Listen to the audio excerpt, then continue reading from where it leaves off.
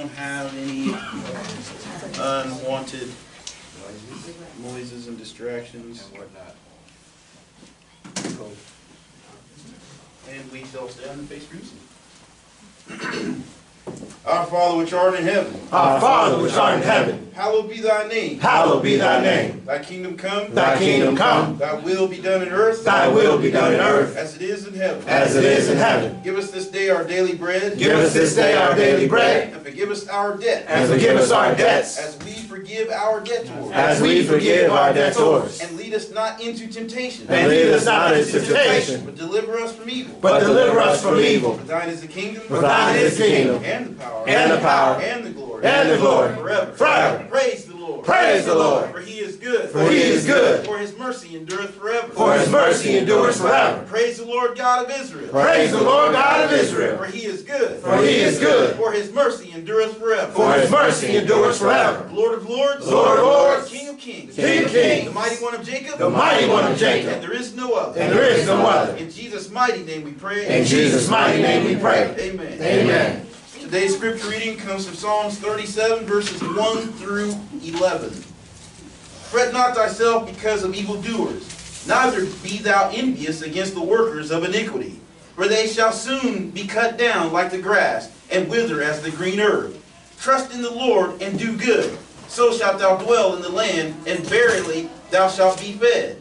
Delight thyself also in the Lord, and he shall give thee the desires of thine heart. Commit thy way unto the Lord, trust also in him, and he shall bring it to pass.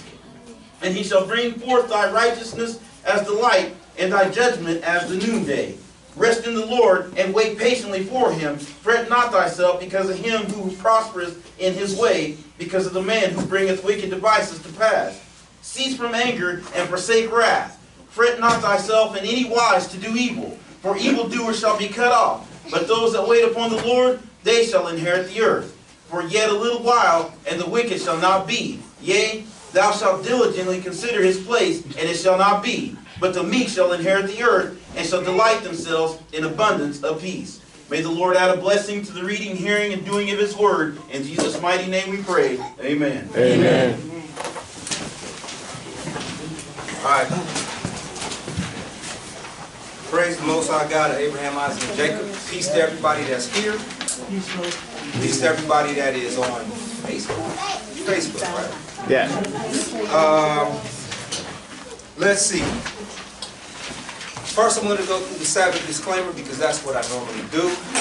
Then I'm going to go through the multiple response strategies because that's what I do. Then after that, we'll get into the reason for this lesson. First things first, Sabbath disclaimer. I don't ever want it to be said on Judgment Day that I did not tell somebody about the Sabbath. Today is the Sabbath of the Lord. It is a 24-hour period from sundown Friday to sundown Saturday when the sun is down, not when it's setting, not when it's kind of orange in the sky. Nehemiah tells you that, all right? On this day, we are supposed to, well, let me start with what we're not supposed to do. We are not supposed to buy or sell. We are not supposed to kindle a fire or cook or use a microwave because the scientific principle of using a microwave is called intermolecular friction or boiling or seething. We're not supposed to seethe on this day, all right? We're not supposed to spend money on this day, right? We're not supposed to smoke on this day, all right? We're not supposed to indulge in alcoholic beverages on this day, all right? We're not supposed to do our own pleasures on this day, right? What we are supposed, and if we have a business, our business is supposed to be shut down because our employees cannot work today, all right? That being said, what we are supposed to do is we're supposed to leave everything that we dealt with outside of these doors. This is a safe environment. We are supposed to rejoice before the Lord. We're supposed to have a holy convocation. We are supposed to pray for one another. If we need prayer, find somebody. You ain't got to tell them all your beeswax. Just find somebody, say, I'm going through some stuff. Can you pray for me? All right? That being said, multiple response strategies. I do not like talking to floodlights, those lights, this light, or vents. I like talking to people. All right? So, new faces. Just look around. If you guys understand what the concept is being explained as, what do you do? Thumbs up. I get it, dude. I'm right there with you. I agree. All right? If you do not understand the concept at all, what do you do? Dude, I don't know what you're talking about at all. Okay? If you kind of understand the concept, what do? I'm almost there. Help me to to understand it or not understand it. One of the two. Give me one of these, like the 1934 Uber. You understand what I'm talking about? That's a hitchhike joke. All right. That being said, the lesson, it's called A Righteous Servant and Their Money, Resources. All right?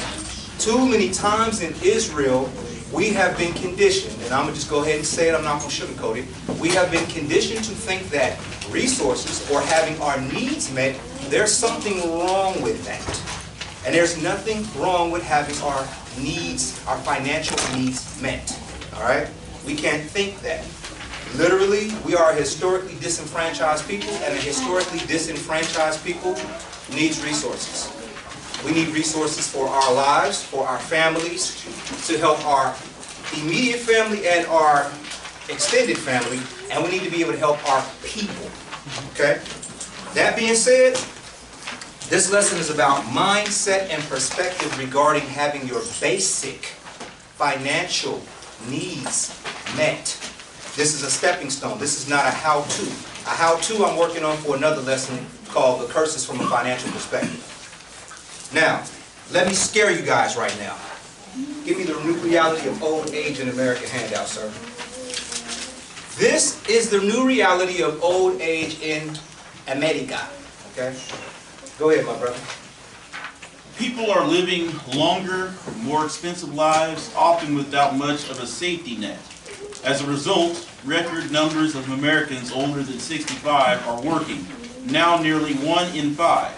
Although some work by choice rather than need, millions of others are entering their golden years with alarmingly fragile finances. So we're talking about people that are 65 years old that are forced to work because their finances are fragile. And this is not only for Gentiles, but this is also for Israel.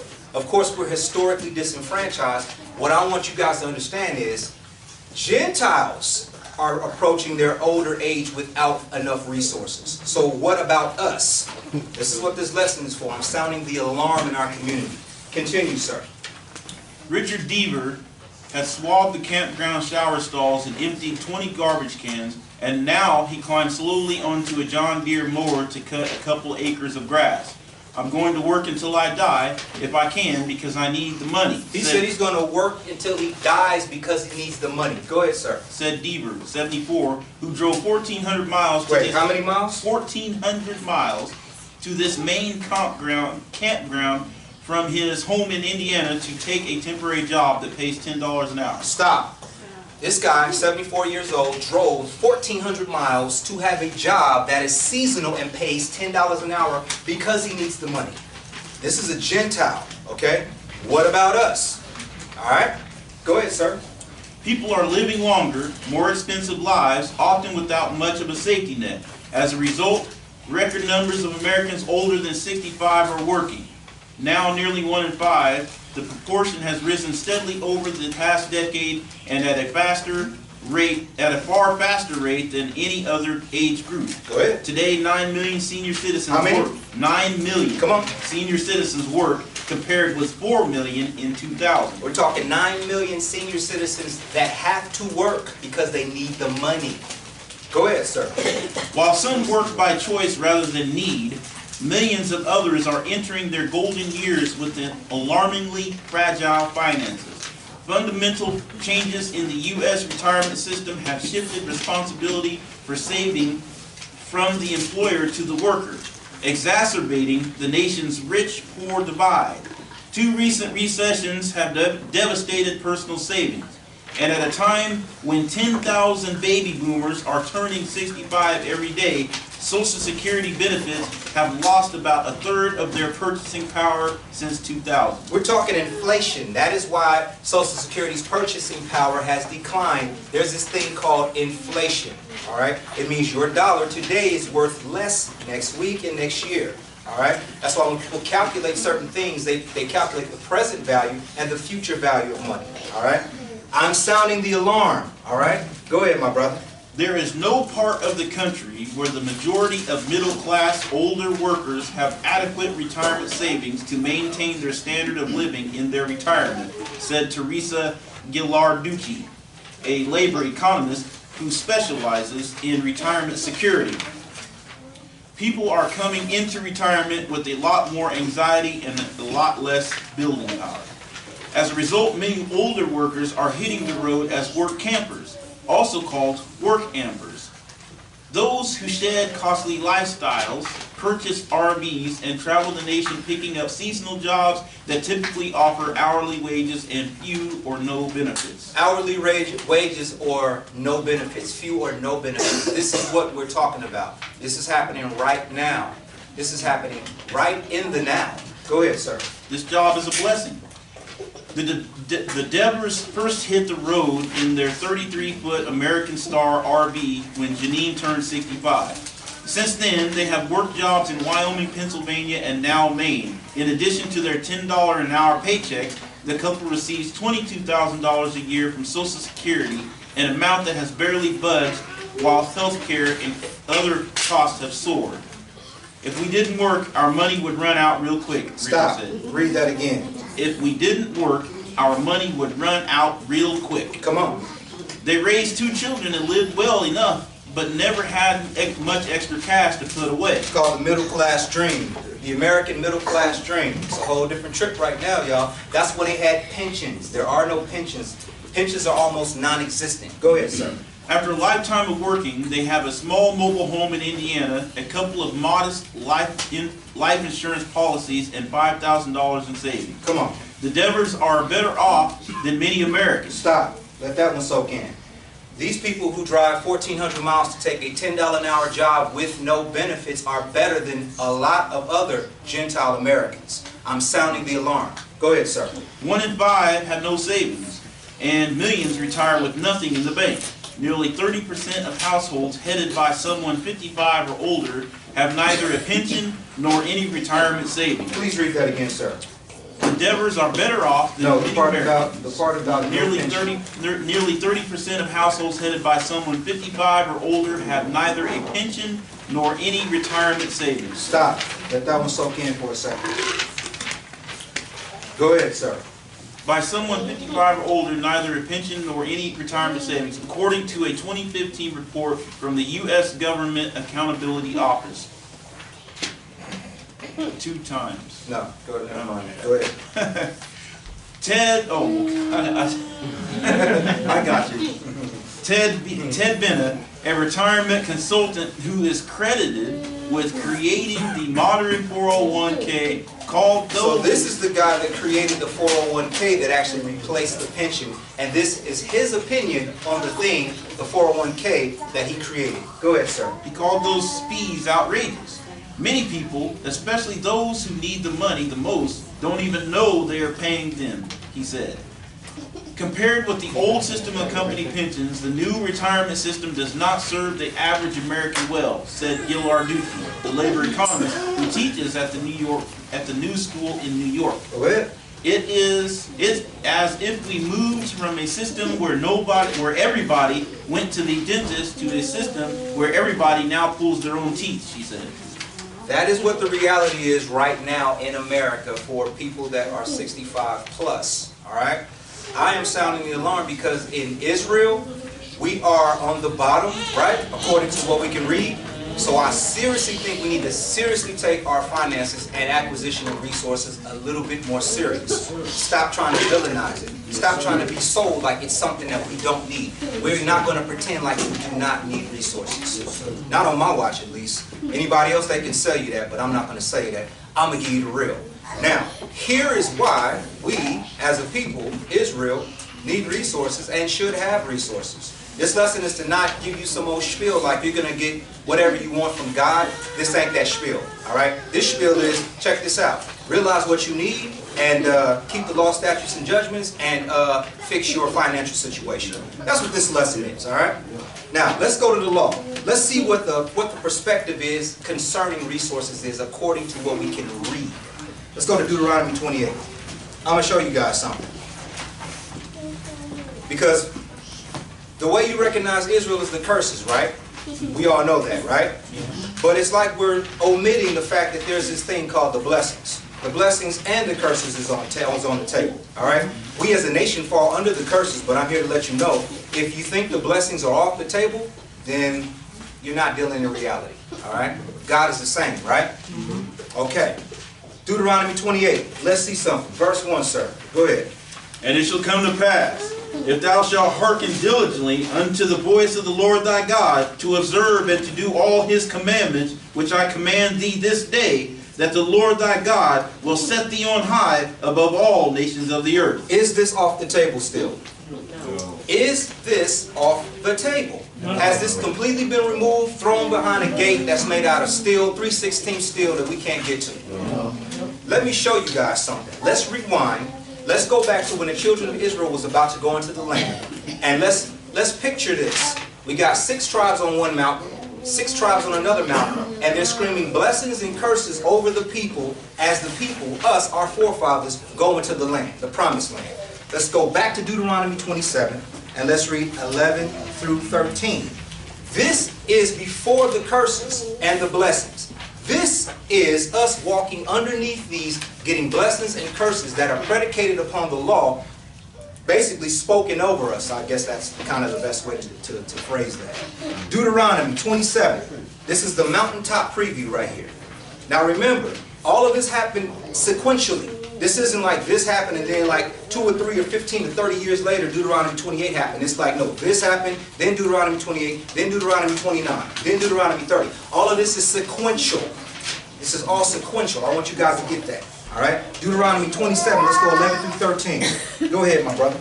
And Moses charged the people the same day, saying, These shall stand upon Mount Gerizim to bless the people, when ye are come over Jordan, Simeon, and Levi, and Judah, and Issachar, and Joseph, and Benjamin. And these shall stand upon Mount Ebal to curse Reuben, Gad, and Asher, and Zebulun, Dan, and Naphtali. Now, let's go back to Deuteronomy 28. Let's go 1 through 14. All right? We always learn about the curses, but we never learn about the blessings. It's like everybody is addicted to the curses and bad news. I'm not addicted to bad news. I deal with bad news as it comes, but I don't look for it and expect it and get excited about it. I don't personally. All right? Deuteronomy 28. Let's remember, this is still on the table, family. Deuteronomy 28, 1 through 14. But it's predicated upon something. It just ain't automatic. Like sun worship want to say, it's automatic. No, it ain't automatic. It's not automatic. Deuteronomy 28, 1 through 14. Go ahead, my brother. And it shall come to pass, if thou shalt hearken diligently unto the voice of the Lord thy God, to observe and to do all his commandments. Some of his commandments. All his commandments. Just the stuff I like. All his commandments. Go ahead. Which I command thee this day, that the Lord thy God will set thee on high above all nations of the earth. All nations of the earth. Come on. And all these blessings shall come on thee, and overtake thee, if thou shalt hearken unto the voice of the Lord thy God. Stop. These blessings will overtake you and come upon you if you do what? That is a question I'm asking you guys. If you do what? Commandments. Keep the law, keep the commandments, all of them. Right? That is what he's saying. This is predicated upon that. All right? The blessings are predicated upon doing what he says to do. It's kind of like if you don't go to work and work hard, your paycheck is predicated upon that. You don't do that, you won't have a job. Right? This is the same way. Go ahead, sir. Verse 3. Come on. Blessed shalt thou be in the city, and blessed shalt thou be in the field. Come on. Blessed shall be the fruit of thy body, and the fruit of thy ground, and the fruit of thy cattle, the increase of thy kind, and the flocks of thy sheep. Stop. Is God telling you you don't have to plant any crops and harvest the crops? He's saying, if you plant crops and harvest the crops, I'm going to bless your crops. There's always work to be done. It's not automatic. It's not you deserve it. It can happen if you do the work. This is all I'm telling you guys. I'm not selling y'all a dream. Go ahead, my brother. Verse 5. Come on. Blessed shall be thy basket and thy store. Blessed shalt thou be when thou comest in, and blessed shalt thou be when thou goest out.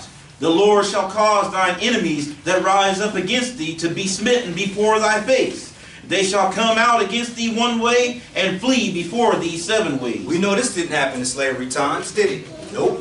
Go ahead, brother. Verse 8. Come on. The Lord shall command the blessing upon thee in thy storehouses, and in all thou settest thine hand unto, and he shall bless thee in the land which the Lord thy God hath giveth thee. Stop.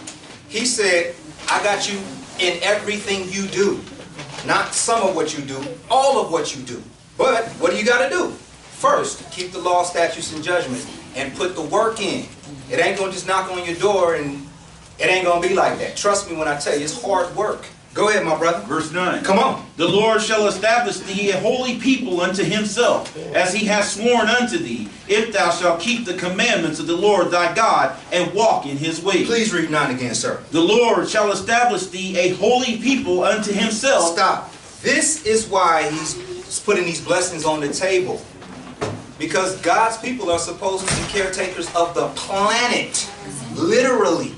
Go ahead, sir. As he hath sworn unto thee, if thou shalt keep the commandments of the Lord thy God, and walk in his ways. Come on. And all people of the earth shall see that thou art called by the name of the Lord, and they shall be afraid of thee. And the Lord shall make thee plenteous in goods, in the fruit of thy body, and in the fruit of thy cattle, and in the fruit of thy ground, in the land which the Lord sware unto thy fathers to give thee. Come on. The Lord shall open unto thee his good treasure. Stop. Whose treasure is the Lord opening to you? His treasure. He owns the cattle on 1,000 hills, right? All we are is custodians of the stuff, right? But if we don't put in the work, we can't expect anything but what we get. Go ahead, sir. The Lord shall open unto thee his good treasure, the heaven to give the rain unto thy land in his season, and to bless all the work of thine hand. Some of the work. All the work of thine hand. Come on. And thou shalt lend unto many nations, and thou shalt not borrow. Read 12 again, sir. The Lord shall open unto thee his good treasure, and the heaven to give the rain unto the land, unto thy land in his season, and to bless all the work of thine hand. And thou shalt lend unto many nations, and thou shalt not borrow. Do you understand why we're supposed to have resources? We're supposed to take care of the whole world. We're supposed to be able to literally lend to the world and not even be tripping if it comes back. That is why. For his glory. Because we're called by his name. I don't know if y'all out there feeling me, man.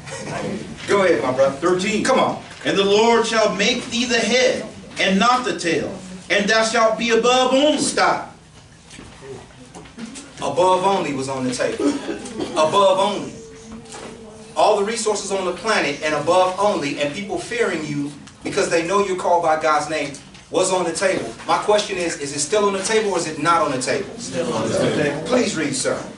And thou shalt not be beneath, if that thou hearken unto the commandments of the Lord thy God, which I command thee this day to observe and to do them. Come on. And thou shalt not go aside from any of the words which I command thee this day, to the right hand or to the left, to go after other gods to serve them. I'm going to prove to you unequivocally that this is still on the table. Numbers 23.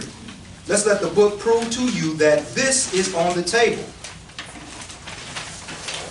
I'm not selling y'all no dream. I'm not prophesying over your lives. I'm not doing that. This ain't sun worship. What I'm telling you is put the work in, though. Put the work in. Change your perspective on it first and foremost. Do not villainize having your bills paid and money in the bank. Don't villainize that. If you villainize that psychologically, I guarantee you, you literally will not be looking for that. Like you literally will be looking for the opposite, which is not having your bills paid and hand to mouth. Let me prove that this is still on the table. Numbers 23. One verse. Verse 19. Go ahead, bro. God is not a man that he should lie, neither the Son of Man that he should repent. Hath he said, and shall he not do it?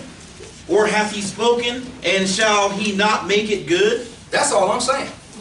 God ain't gonna lie. Everything he said he gonna do, we gotta do our part, and then we gotta put the work in. Alright? Is it still on the table, y'all? Yeah. And Numbers 23 tell you it's on the table still. Yeah. We serve the same God that wrote this way back then, right? Right. Okay, making sure. So what's the purpose of a resource blessing, right? What is the purpose? It is so we can take care of the world and be the caretakers of the planet. Not just Not just us, our immediate family, our extended family, and our people. I'm saying the entire planet. Let's go to Deuteronomy 15. Let me show y'all. And the funny thing about this lesson, again, is to change your mindset. I only got one verse in here about tithing. One verse. Because honestly, I don't care if you tithe or not. Has no bearing on me at all. Deuteronomy 15. Let me show you guys my prayer.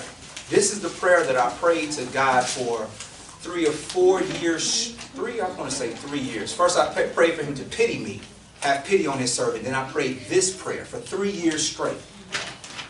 This is my prayer. Deuteronomy 15. Resource blessing is so we can do this. Deuteronomy 15, 1 through 14. Go ahead, my brother. At the end of every 7 years thou shalt make a release. And this is the manner of the release. Every creditor that lendeth aught unto his neighbor shall release it. He shall not exact it of his neighbor or of his brother, because it is called the Lord's release. Now, let me explain to you what we're talking about here. We're talking about if you have loaned somebody some money, right, over a 7-year period. When it comes to the end of the 7 years, because every 7 years it resets, just like your credit bureaus, the bad credit falls off every 7 years. That's where they got this from. The Bible, from the God that we serve. But I digress. The point is, when you lend money, when it comes time for the 7 years to reset, you don't expect the money. You just say, if I don't get it back, I don't get it back. That means you have more than enough, does it not? That doesn't mean you're loaning somebody some money, then you're like, hey man, where my money? Where my $5? Where my $5? Where my $5? It's like, hey man, here's 100,000. All right, I'll see you when I see you. That is what we're supposed to be able to do. Y'all looking at me like, for real? Yes. Read that, sir.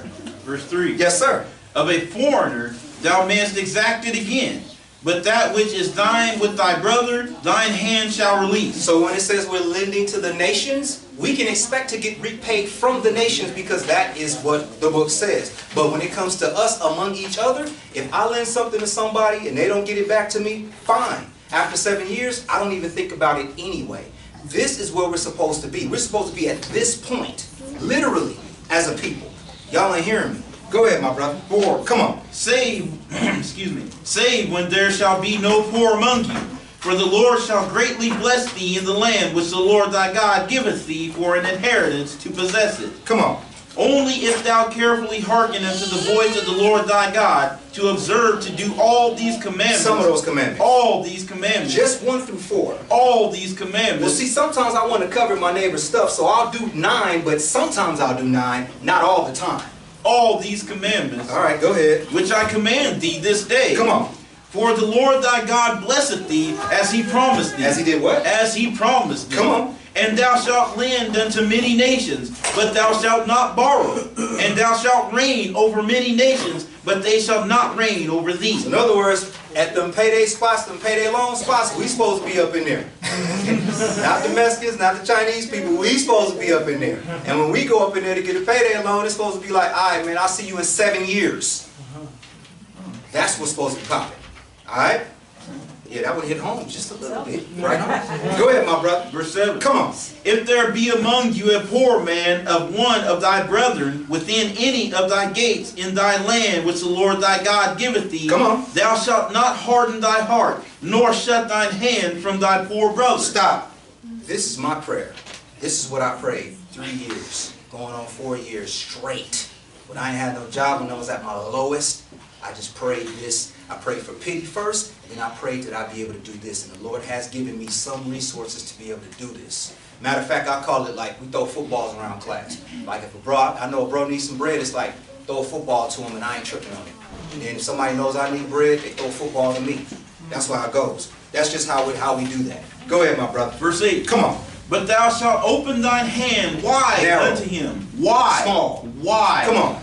Unto him, and shalt surely lend him sufficient for his need in that which he wanteth. Read that again, sir. But thou shalt open thine hand wide unto him, and shalt surely lend him sufficient for his need in that which he wanteth. Come on.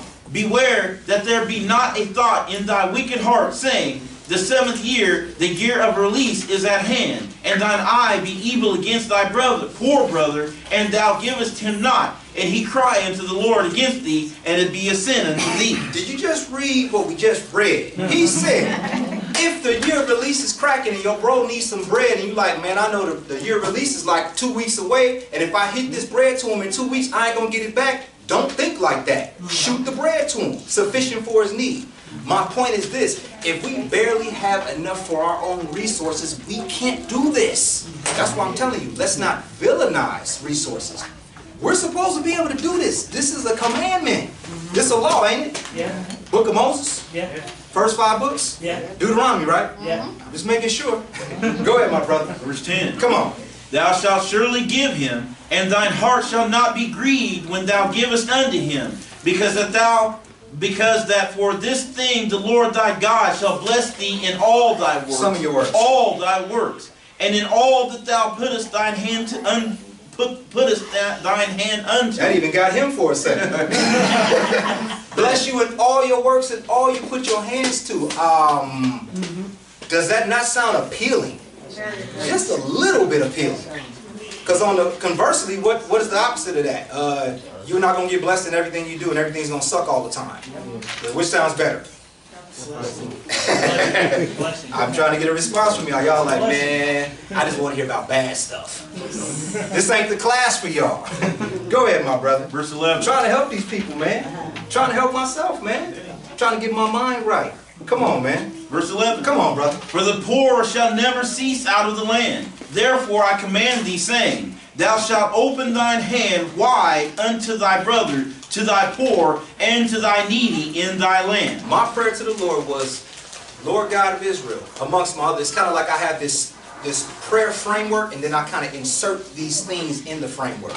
But I asked the Lord, I said, Lord, please allow me, I said, Lord, please enlarge my territory and increase my substance, that I may open my hand wide to the poor, the fatherless, the widow, and the stranger, as it is written in your law. And I know your law will not come back void, because you are sovereign and I am your servant. And I pray that for 3 to 4 years straight.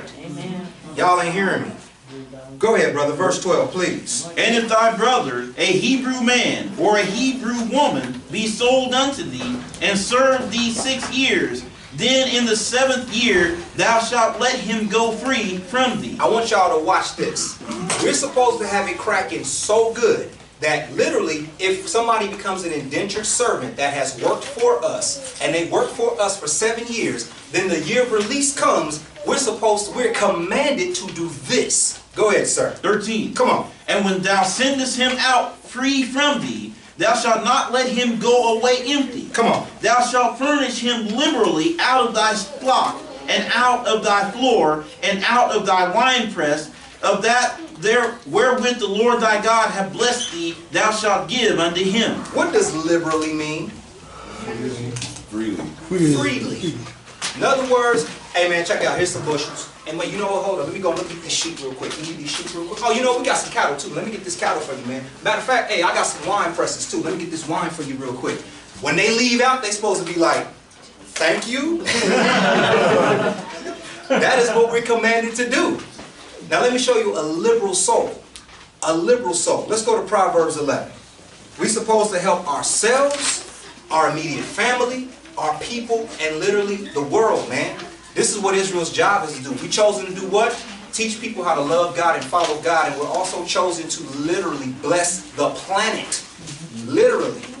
I know we've been thrown off a cliff, and we at the bottom of a cliff with our arms broke, right? Needing resuscitation. But literally, I want y'all to step out of that mindset for a second and accept what you're reading right here. This is what we're supposed to be able to do. And if you and I villainize resources in our mind, we will not achieve this level of it. And this is the level we have to get to. Let me show y'all what a liberal soul is. Proverbs 11, one verse. Verse 25. What's cracking with a liberal soul, my brother? Go ahead. The liberal soul shall be made fat, and he that watereth shall be watered also himself. In other words, the liberal soul is going to have it cracking, and whoever he blesses, somebody's going to come back right around and hook him up.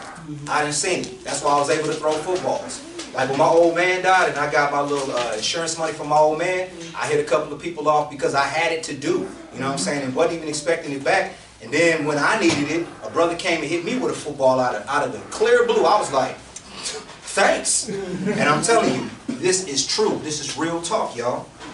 Now, when the Lord gives you a resource blessing, if he does, I ain't saying he will, I'm saying if he does, big if like this big, if he does, you know it's from the Lord.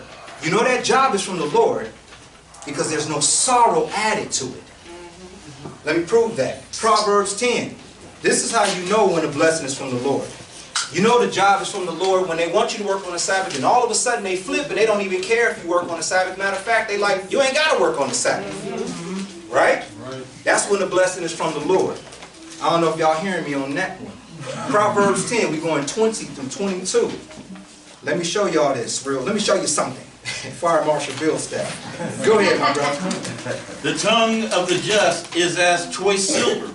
The heart of the wicked is little worth. Come on. The lips of the righteous feed many, but fools die for want of wisdom. Stop. How do the lips of the righteous feed many? With the words, the soft words, the kind words, the knowledge of God. That is how the lips of the righteous feed many. Go ahead, sir. 22. Yes, sir. The blessing of the Lord, it maketh rich, and he addeth no sorrow with it. I'm going to stop. I'm not even going to look at y'all. I'm going to let that one soak in. Please read that again, sir. The blessing of the Lord. What does it do? It maketh rich. It makes you poor. It maketh rich. It's kind of sufficient. It maketh rich. It's kind of adequate. It maketh rich. Go ahead. And he addeth no sorrow with it. Anybody want to argue about that verse with me? Question and answer. We're going to go ahead and open that up. We can argue about that. The blessing of the Lord, it maketh rich. In other words, when he hits you up, when he hooks you up, if he does, right, you know it's from him because there's no additional drama, sorrow, and craziness with it. It's just cracking, and you just like, thanks? Thanks, God? How do I prove that? Let's go to 1 Kings 4. Prove all things, right? Yes. Now again, I'm not telling you, just wake up and just assume it. Just claim it. Just claim it. Well, it's your birthright. Actually, I'm not telling you that. What I'm telling you is this. Fear God, keep his commandments, right? First and foremost, right? Change your mindset, get out there and get to work. And hope that the Lord gives you a blessing. And when he gives you a blessing, do what's right with it. Don't do what's wrong with it. How do I prove that when the Lord bless you, he has no sorrow to it? How do we know that a blessing is from the Lord? If, it's this big, if it comes. 1 Kings 4, we're going 20 through 30. Go ahead, my brother. Judah and Israel were many, as the sand which is by the sea in multitude, eating and drinking and making merry. Come on. And Solomon reigned over all kingdoms from the river unto the land of the Philistines and unto the border of Egypt. They brought presents and served Solomon all the days of his life. And Solomon's provision for one day... Stop. This is how Solomon was eating every day. Every day. Solomon had it cracking like this. Go ahead, my brother. And Solomon's provision for one day was 30 measures of fine flour and 80 measures of meal, 10 fat oxen, and 20 oxen out of the pastures, and 100 sheep, besides harts and roebucks, and fallow deer, and fatted fowl. We're talking organic, super duper organic, the best on the planet organic, not genetically modified Franken sheep, right? We're talking about real sheep, you dig? Now we're talking 100 of them, just 100 of them a day. Go ahead, my brother. 24. Come on. For he had dominion over all the region on this side the river, from Tiphsah even to Azza, over all the kings of this on this side the river, and he had peace on all sides round about him. Come on. And Judah and Israel dwelt safely, every man under his vine and under his fig tree, from Dan even to Beersheba, all the days of Solomon. Some of the days. All the days of Solomon. That freedom, that security, and those resources came at a price. His father David subdued the entire land with the Lord's help. And he amassed these resources for his son over a 40-year time frame. In other words, he was a good steward. He was a patient man. What I'm telling you is, it's not easy. Don't think it's easy. Don't just think you're going to knock on the door and then all the blessings are going to move in your house and you're going to come home and be like, okay, No, I'm telling you, it is a grind. It is a work smart situation. It is a lot of prayer. It is a lot of diligence. It is a lot of sacrifice. And it's the reality. It's reality. Not, oh, I'm just going to get it somehow. I don't know how I'm going to get it, but I'm going to get it. No. Have a plan. His father David had a plan. And there, ergo, Solomon had it cracking. And Solomon ate well, and everyone around him ate well, because his resources were together. This is what I'm telling y'all. This is to change your mindset. Don't villainize resources. Go ahead, sir. 26. Come on. And Solomon had 40,000 stalls of horses. Stop. 40,000 stalls for his horses. You want to talk about the Arabian oil prince whips? My man had the Arabian oil prince whip garages. You dig? 40,000 stalls for his horses. Now, he's a king. Bear that in mind. He's a king. What I'm showing you is when the Lord bless you, ain't no sorrow to it. There's no additional drama with it. Go ahead, sir. And Solomon had 40,000 stalls of horses for his chariots and 12,000 horsemen. And those officers provided victual for King Solomon, and for all that came unto King Solomon's table, every man in his month, they lacked nothing. They lacked some things. They lacked nothing. Everyone around Solomon was eating good. They had no lack. Solomon had it cracking so much that it was spilling off his table to his people. They had no lack. You dig?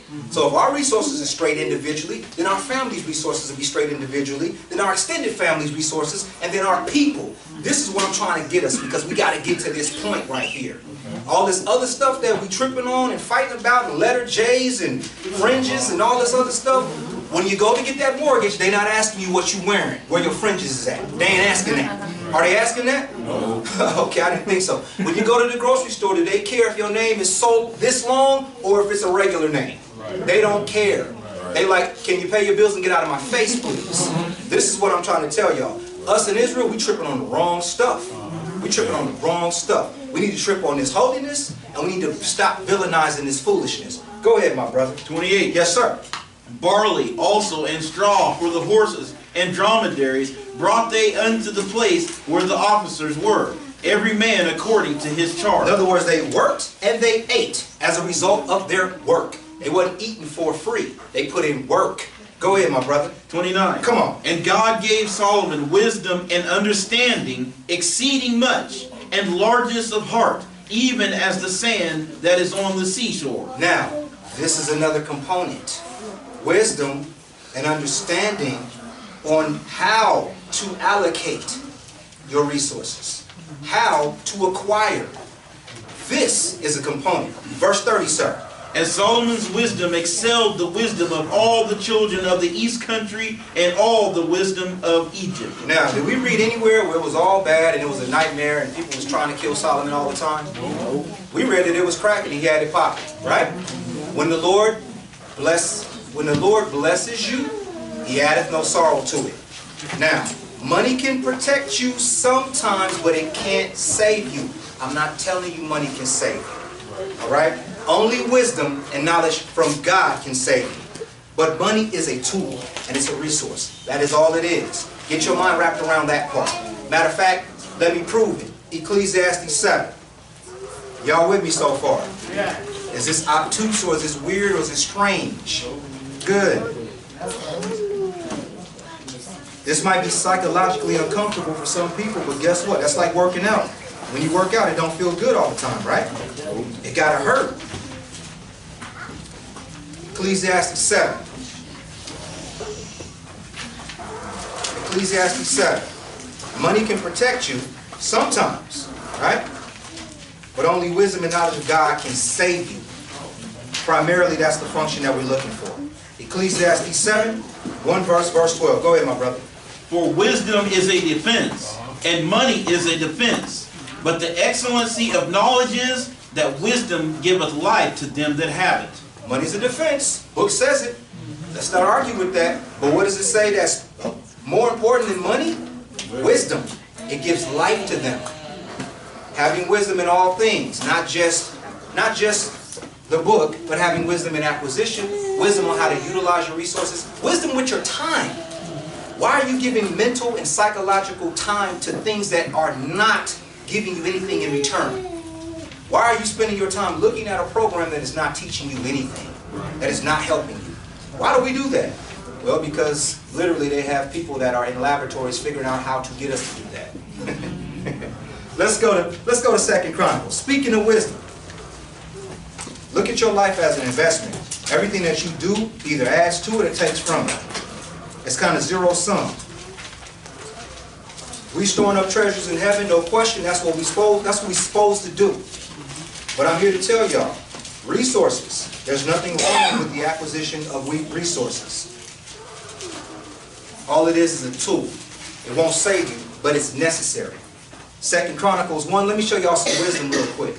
Let me show you why Solomon was able to have what he had. 2 Chronicles 1. We're going 10 through 12. 2 Chronicles 1, 10 through 12, and I'm taking for granted you guys know this story already. Go ahead, my brother. Give me now wisdom and knowledge. Matter of fact, I'm sorry, skip back up to 6. We're going 6 through 12. That's a typo. 6 through 12. Go ahead, my brother. And Solomon went up thither to the brazen altar before the Lord, which was at the tabernacle of the congregation, and offered 1,000 burnt offerings upon it. Come on. In that night did God appear unto Solomon, and said unto him, Ask what I shall give thee. Stop. So God appeared to Solomon and said, what do you want from me? Now that's really deep. First of all, it's deep that God took time out of his busy schedule, which we know his schedule is very busy, to come holler at a human being, let alone to ask that human being, what do you want? Now, I ain't gonna lie, that's kind of one of them things where you be like, man, I do like that beach house. Let's see if Solomon asked for the beach house. Not that I'm saying anything's wrong with the beach house, but let's see what Solomon, his response was. Go ahead, sir. Hey, come on. And Solomon said unto God, Thou hast showed great mercy unto David my father, and hast made me to reign in his stead. So first he was grateful. He was grateful. His response wasn't, well, I want this. It was more like, well, you know what, Lord, I appreciate what you did for my father. When you come to God, don't just lead in with the, give it to me. Don't just lead in like that. Lead in with, Lord, I appreciate X, Y, and Z that you have done for me. That's what he just did. I'm just showing y'all how to actually access something. Anyway, go ahead, my brother. Verse 9. Come on. Now, O Lord God, let thy promise unto David my father be established. For thou hast made me king over a people like the dust of the earth in multitude. Come on. Give me now wisdom and knowledge, that I may go out and come in before this people, for who can judge this thy people that is so great? He didn't ask for the beach house. He didn't ask for $10 million.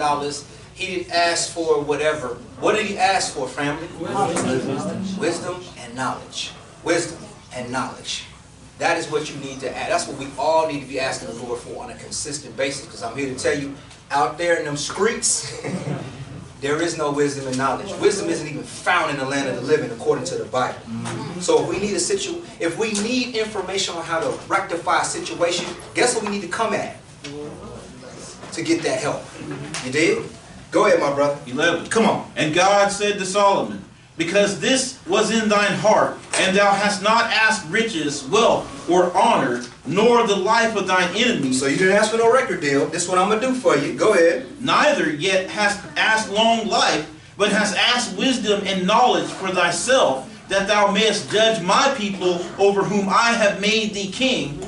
Wisdom and knowledge is granted unto thee, and I will give thee riches and wealth and honor, such as none of the kings have had that have been before thee, neither shall there any after thee have the like. Please read 12 again.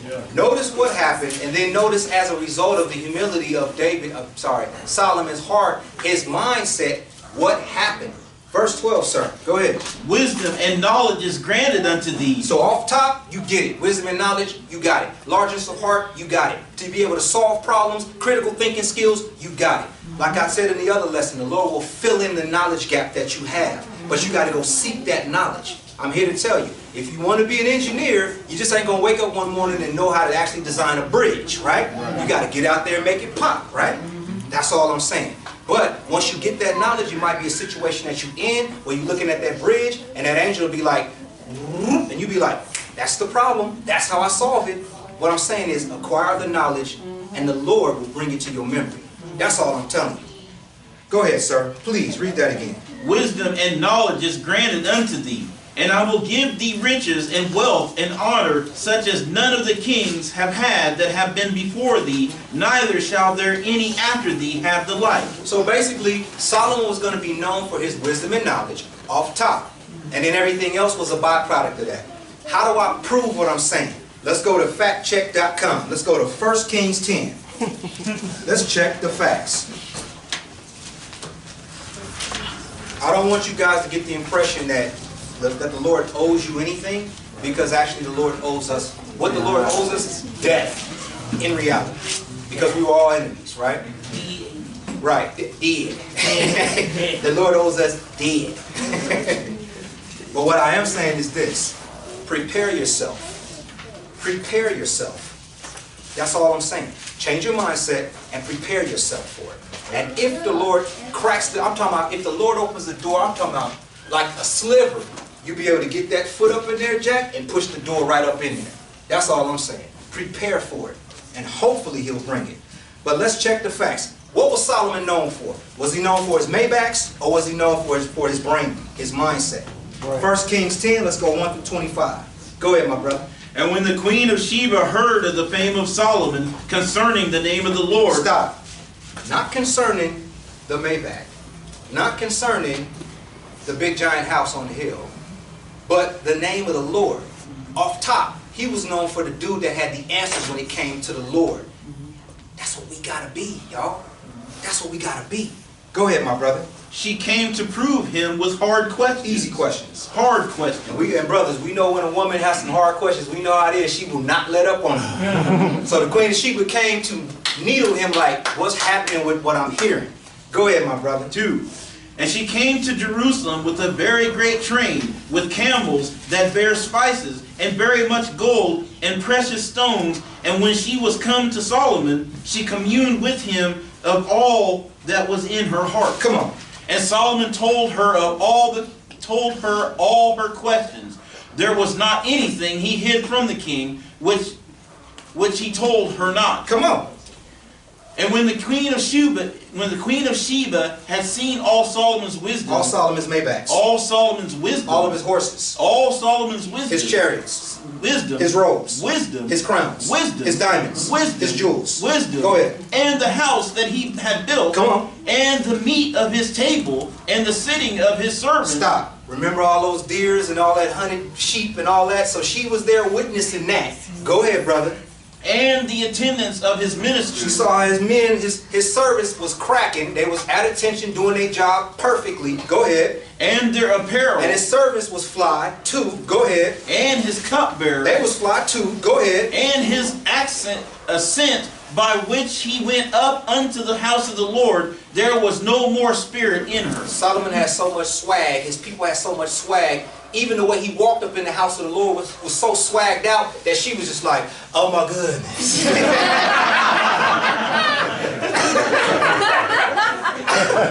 He turned into Shanae.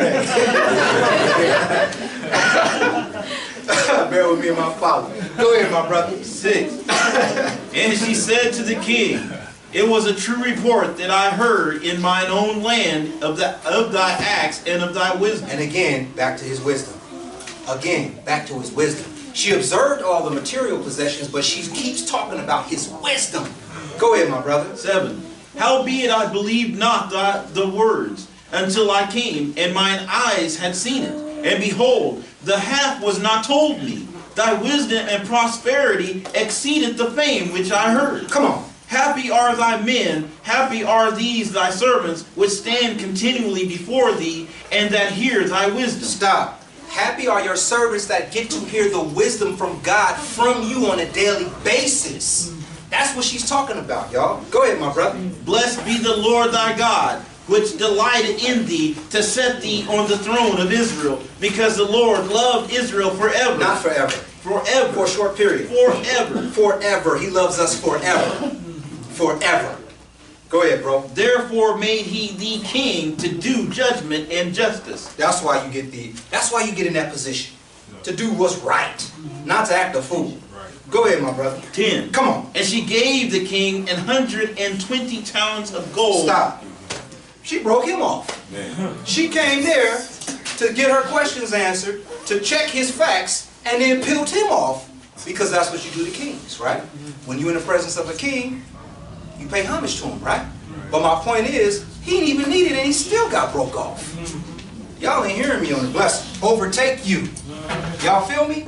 Overtake you when you ain't even looking for it. Go ahead, my brother. And she gave the king 120 talents of gold, and of spices, very great store, and precious stones. There came no more such abundance of spices as these which the queen of Sheba gave to King Solomon. That barbecue was good for a long time. Go ahead, brother. And the navy also of Hiram, that brought gold from Ophir, brought in from Ophir great plenty of almug trees and precious stone. Come on. And the king made of the almug tree pillars for the house of the Lord. Stop. Look what he's doing with his resources. Look what he's doing with the resources. The resources come. He's not he's not tucking them in the back. He ain't putting a pool in the back of the palace. He's like, you know what? Let me go ahead and replace these pillars in the house of the Lord. That's what we're supposed to do. When the Lord gives us, if the Lord blesses us with resources, we're supposed to take care of ourselves, our family, our immediate family, our people. Of course, we're supposed to tithe, and we're supposed to help out God's people. We're supposed to help people out, man. Y'all ain't hearing me. That's what the resources are for. Go ahead, my brother. And for the king's house, harps also and psalteries for singers. There came no such almug trees, nor were seen unto this day. Come on. And King Solomon gave unto the queen of Sheba all her desire. Some of her desire. All her desire. Come on. Whatsoever she asked, besides that which Solomon gave her of his royal bounty. Go ahead. So she turned and went to her own country, she and her servants. Now the weight of the gold that came to Solomon in 1 year was 636 talents of gold. A talent is 75 pounds, by the way. So take 75, multiply that by 666, and you'll get the weight of his gold. Go ahead, sir. Beside that he had of the merchant, and of the traffic of the spice merchants, and of all the kings of Arabia, and of the governors of the country. So in other words, the gold that he got was coming from the people. Not to mention he was getting tribute, because he was getting broke off from the spice traffic, and he was getting tribute from other kings. I mean, the blessings overtake you, overcome you, yada, yada, yada. This is what I'm trying to tell y'all. We got examples of it in the Bible. Go ahead, my brother. 16. Come on. And King Solomon made 200 targets of beaten gold. 600 shekels of gold went to one target. And he made 300 shields of beaten gold. 3 pounds of gold went to one shield, and the king put them in the house of the forest of Lebanon. That's why Hezekiah, when he got them shields to break off Sennacherib in them, when they came to wage, well, no, was it Sennacherib or was it Nebuchadnezzar? Nebuchadnezzar? They broke off Nebuchadnezzar, because guess what? Them golds was real expensive, and he wanted some bread. These are those golds that kept Nebuchadnezzar off of Hezekiah's back. Go ahead, my brother. 18. Come on. Moreover, the king made a great throne of ivory and overlaid it with the best gold. The all right gold. The best gold. 10 karat. The best gold. Come on. The throne had 6 steps, and the top of the throne was round behind. And there were stays on either side on the place of the seat. And 2 lions stood beside the way. Beside the stage. Can you understand why the Queen of Sheba lost her breath when she saw what was going on in Solomon's crib? The man had a gold throne, an ivory-laid gold throne with some giant lions sitting in front of it. That'll make me nervous. I'll be whatever you say, boss. Go ahead, my brother. 20. Come on. And 12 lions. How many lions? 12 lions. Come on. Stood there on the one side, and on the other upon the 6 steps. There was not the like made in any kingdom. Right? Man, he had it popping. I'm trying to tell y'all. Go ahead, my brother. 21. Come on. And all King Solomon's drinking vessels. Some of Solomon's drinking vessels. and all King Solomon's drinking vessels were of gold. 10. Of gold. Copper. Gold. Okay, go ahead. And all the vessels of the house of the forest of Lebanon were of pure gold. None were of silver. They're just letting you know it wasn't no silver in the house of Lebanon, Jack. Go ahead. It was nothing accounted of in the days of Solomon. Come on. For the king had at sea a navy of Tarshish with the navy of Hiram. Once in 3 years came the navy of Tarshish bringing gold and silver, ivory and apes and peacock. Come on. So King Solomon exceeded all the kings of the earth for riches and for wisdom. Riches and for wisdom. Back to wisdom. Can't get away from the wisdom. He got the Michael Jackson Never Never Land cracking with the peacocks and the apes, but he still got wisdom. Y'all understand what I'm telling y'all? Go ahead, my brother. 24. Come on. And all the earth sought to Solomon to hear his wisdom. To get along. To hear his To wisdom. look at that dang on throne. To hear his To wisdom. Instagram a picture of them with him. To hear his wisdom. Okay, I guess Instagram wasn't back then, huh? Go ahead, my brother. Which God had put in his heart. Y'all, all jokes aside, y'all see what I'm talking about. The wisdom that God put in his heart, he literally made, he gave him wisdom, he gave him knowledge, critical thinking skills, and as a result of that, he was able to literally govern and be a good steward of this stuff. Solomon wasn't just out there acting a stone fool until later on in his life, but let's not filter that. Let's deal with the now. The now is wisdom and knowledge is what will save us. The resources, byproduct. We do need that. Don't villainize that. Go ahead, sir. 25. Come on. And they brought every man his present, vessels of silver, and vessels of gold, and garments, and armor, and spices, horses, and mules, a rate year by year. I'm not saying you're going to be rich. That ain't what I'm saying. I'm not saying your primary focus and goal should be rich or whatever. What I am saying is prepare yourself. Prepare yourself for a possible opportunity. If the Lord opens the door just a little bit, I'm telling you. All right, my story, my testimony. Okay, so X amount of years on the street doing crazy stuff. I'm not going to mention it on camera because that's not what I'm going to do. But I was doing crazy stuff. Okay, I mean that's just that a conversation. She kind of knows what I was doing. Point being, when I stopped, all of that income died. So guess what I had to do? I had to refocus. I had to lose all of my houses. All right, at one point, my bills with my offices and my mortgages was $20,000 a month. I had to stop, lose all of that stuff for the gospel because I could not continue doing what I was doing. All right, had to turn around, go to school, and grind that out. Right, after going to school, pray to the Lord, work for free. Right, internship. Right, then the Lord opened an opportunity for me to have the job I have now. Then all of a sudden, having a conversation with the vice president of the division of my company at a conference, had one conversation or two conversations with him. He said, listen man, I know your brain works properly. He didn't say that, but I'm translating for white guy talk. He said, man, I know your brain works well, so when you leave, because I know you're going to leave pretty soon because your brain works well, have your replacement available for me. I said, all right, cool, not a problem. Lo and behold, turned around, got offered a job, didn't decide to take the other job, and then he said, I'm going to promote you and make you the West Coast, the head of the West Coast. So now I got 5 Gentiles that report to me. And I just finished getting my little baby degree. Not my BS, not my civil engineering stuff. So I'm literally the head of the West Coast with 5 Gentiles reporting to me because I decided to seek the Lord, stop doing this dirt, and get the wisdom and knowledge. What I'm saying is if I hadn't done all that stuff, what would I be doing? I would not be in the position that I'm in. Y'all with me on that? Yes. This is a long process. I ain't saying this overnight, but what I'm saying is get the wisdom and the knowledge and pray to the Lord and if that's like buoy if he opens the door, take the opportunity by the horns. Y'all with me? Yes. Now I'm gonna show y'all what to do and what not to do. Proverbs 21. Y'all with me? Yes. Yeah. And when the Lord opens an opportunity, and He's continuing to open an opportunity, you have a testimony.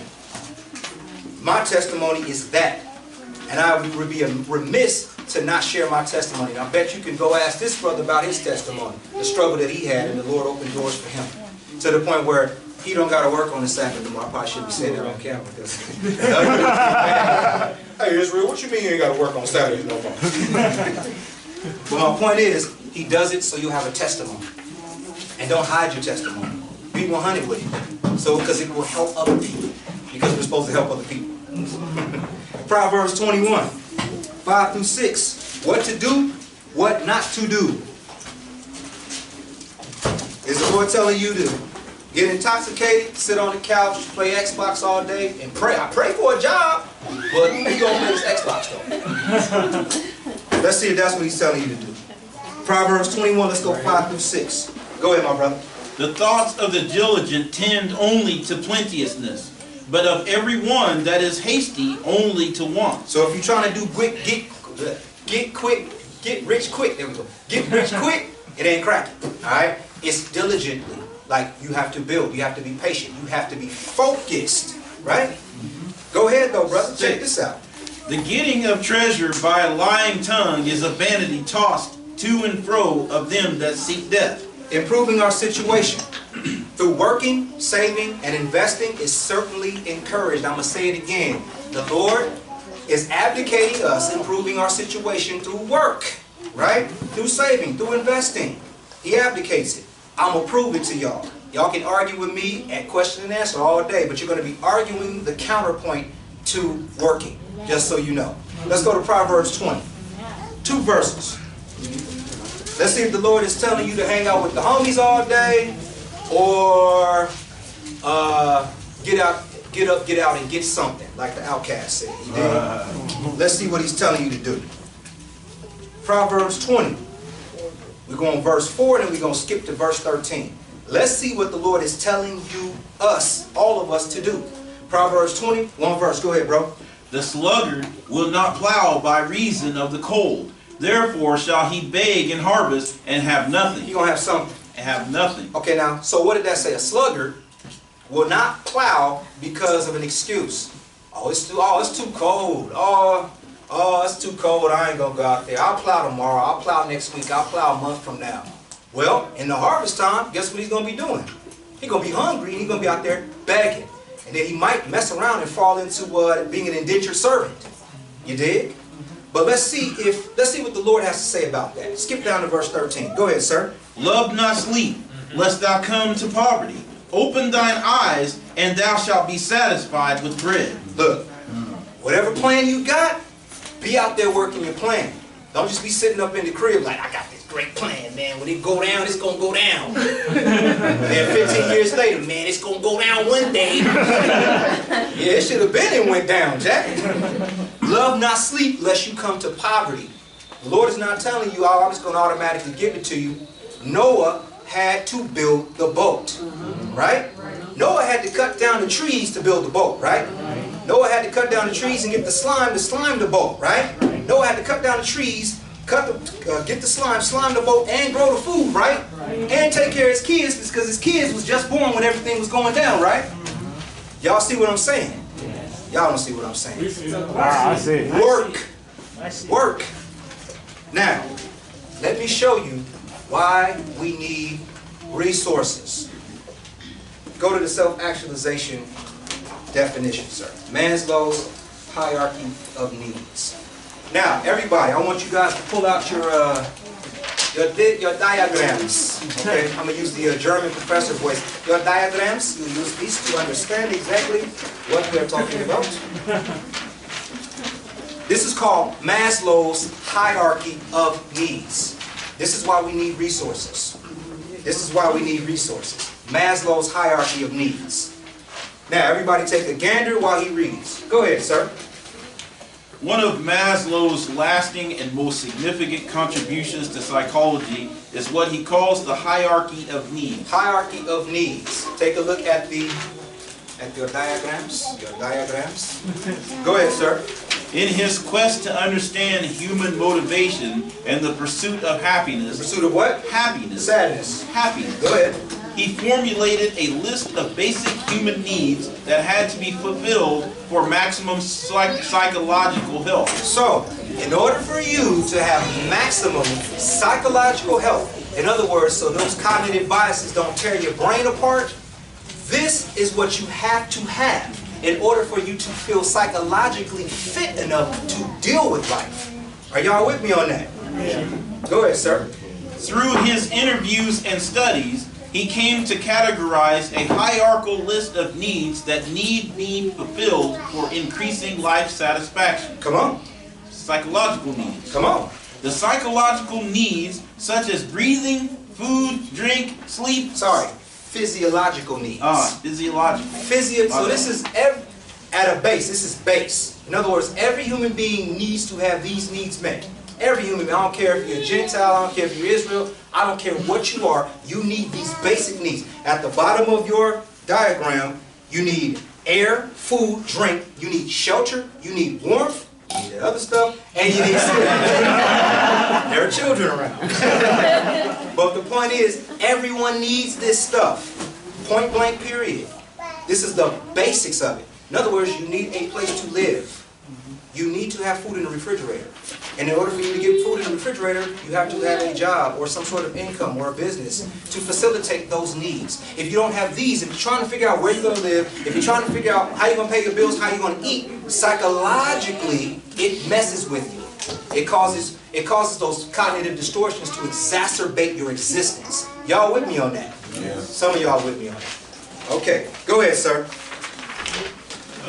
Excretion are largely and obviously biological and physical requirements. Yes, sir. When they are not fulfilled, people become preoccupied with filling those needs above all else. For example, starving people in a war zone can be oblivious to danger when in search of food. Safety needs. Safety needs. So the next level up, safety needs. That is protection. Every woman wants to feel safe. Y'all sisters like to feel safe, or y'all like to walk out the house to gunshots and Little Spider and Pookie and them gunning each other down in the streets? That cool? Nah? Nah, right? That ain't cool. As a matter of fact, that's why a lot of us dipped out of Chicago, right? And them lords shipped at the GD.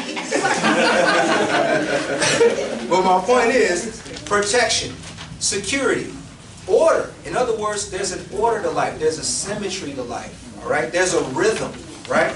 Law. In other words, you don't have to worry about everything going to crap at an instant. All right? And stability. Stability. Everyone in here wants stability. There's nothing wrong with wanting stability. And having your resources allows you to have your physiological needs taken care of and then your safety needs taken care of.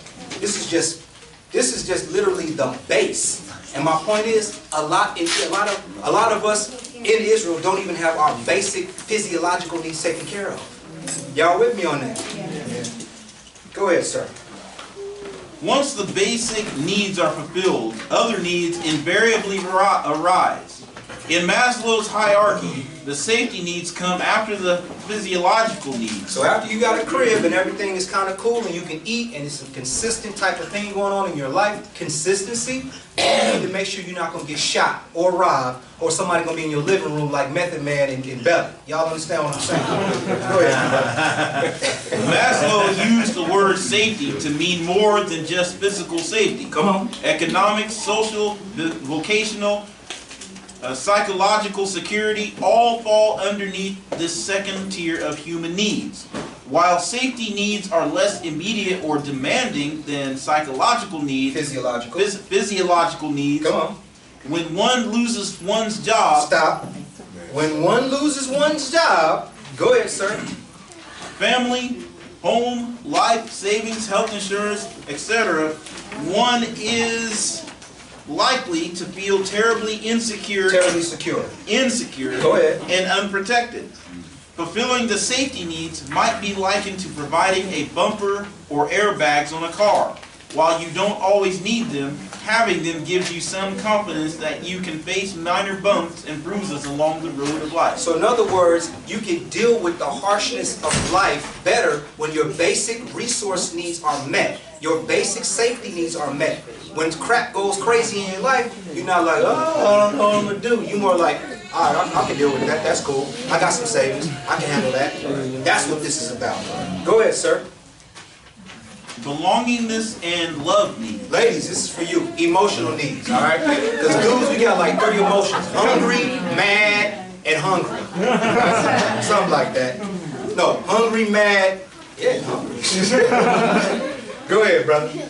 As social beings, family, friendship, and intimate connections get many people through the ups and downs of life. So these are peripheral things that help you deal and adapt when life goes crazy.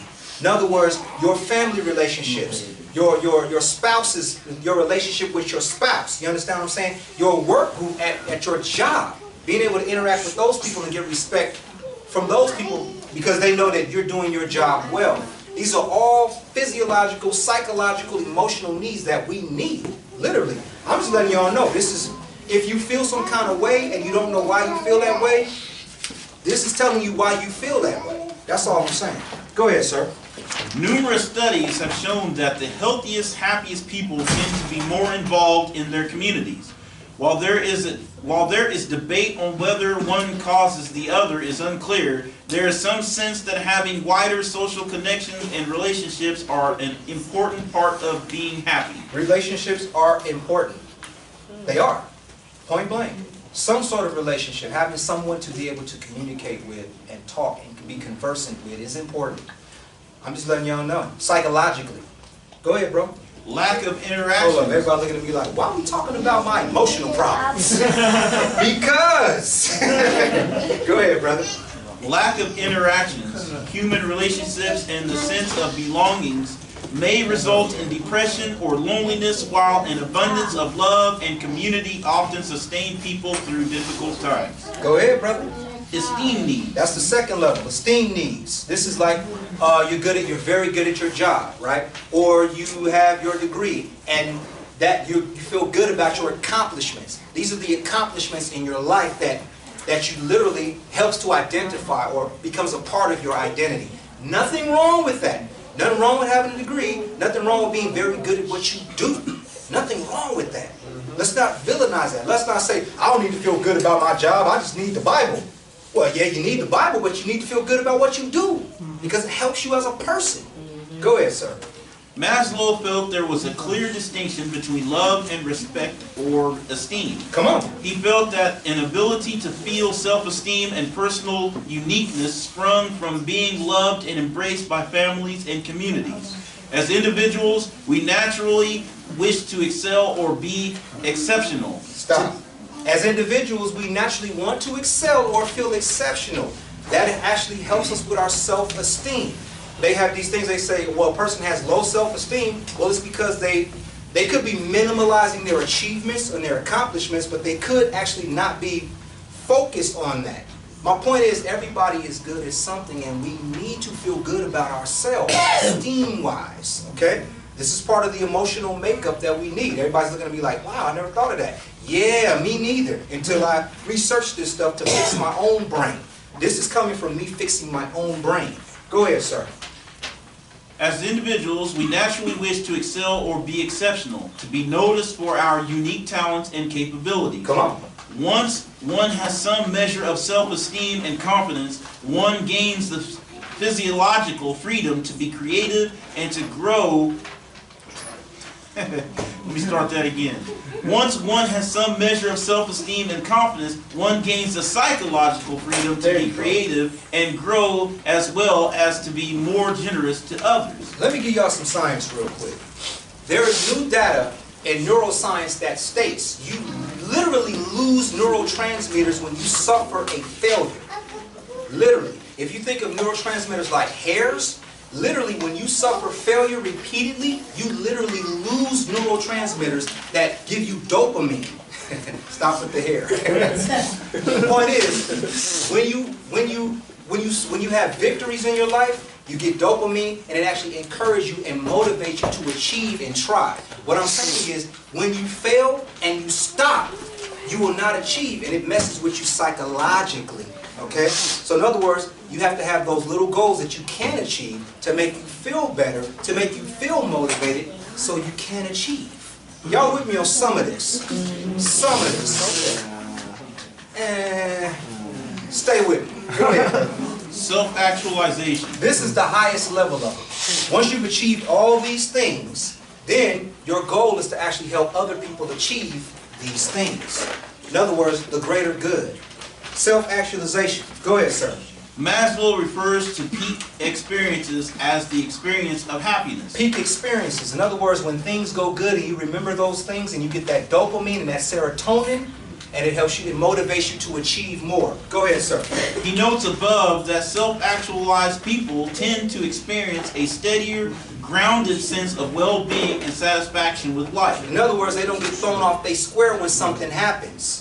A person that has taken care of these hierarchies, they don't get thrown into a tizzy when something bad happens. They roll with it. This lesson is just to let you, to reframe your mind so you think about your basic necessities. I'm talking about your biological and physiological needs and your safety needs. This is what this lesson is dealing with, not the other stuff. I'm just letting you know what it's about, the hierarchy.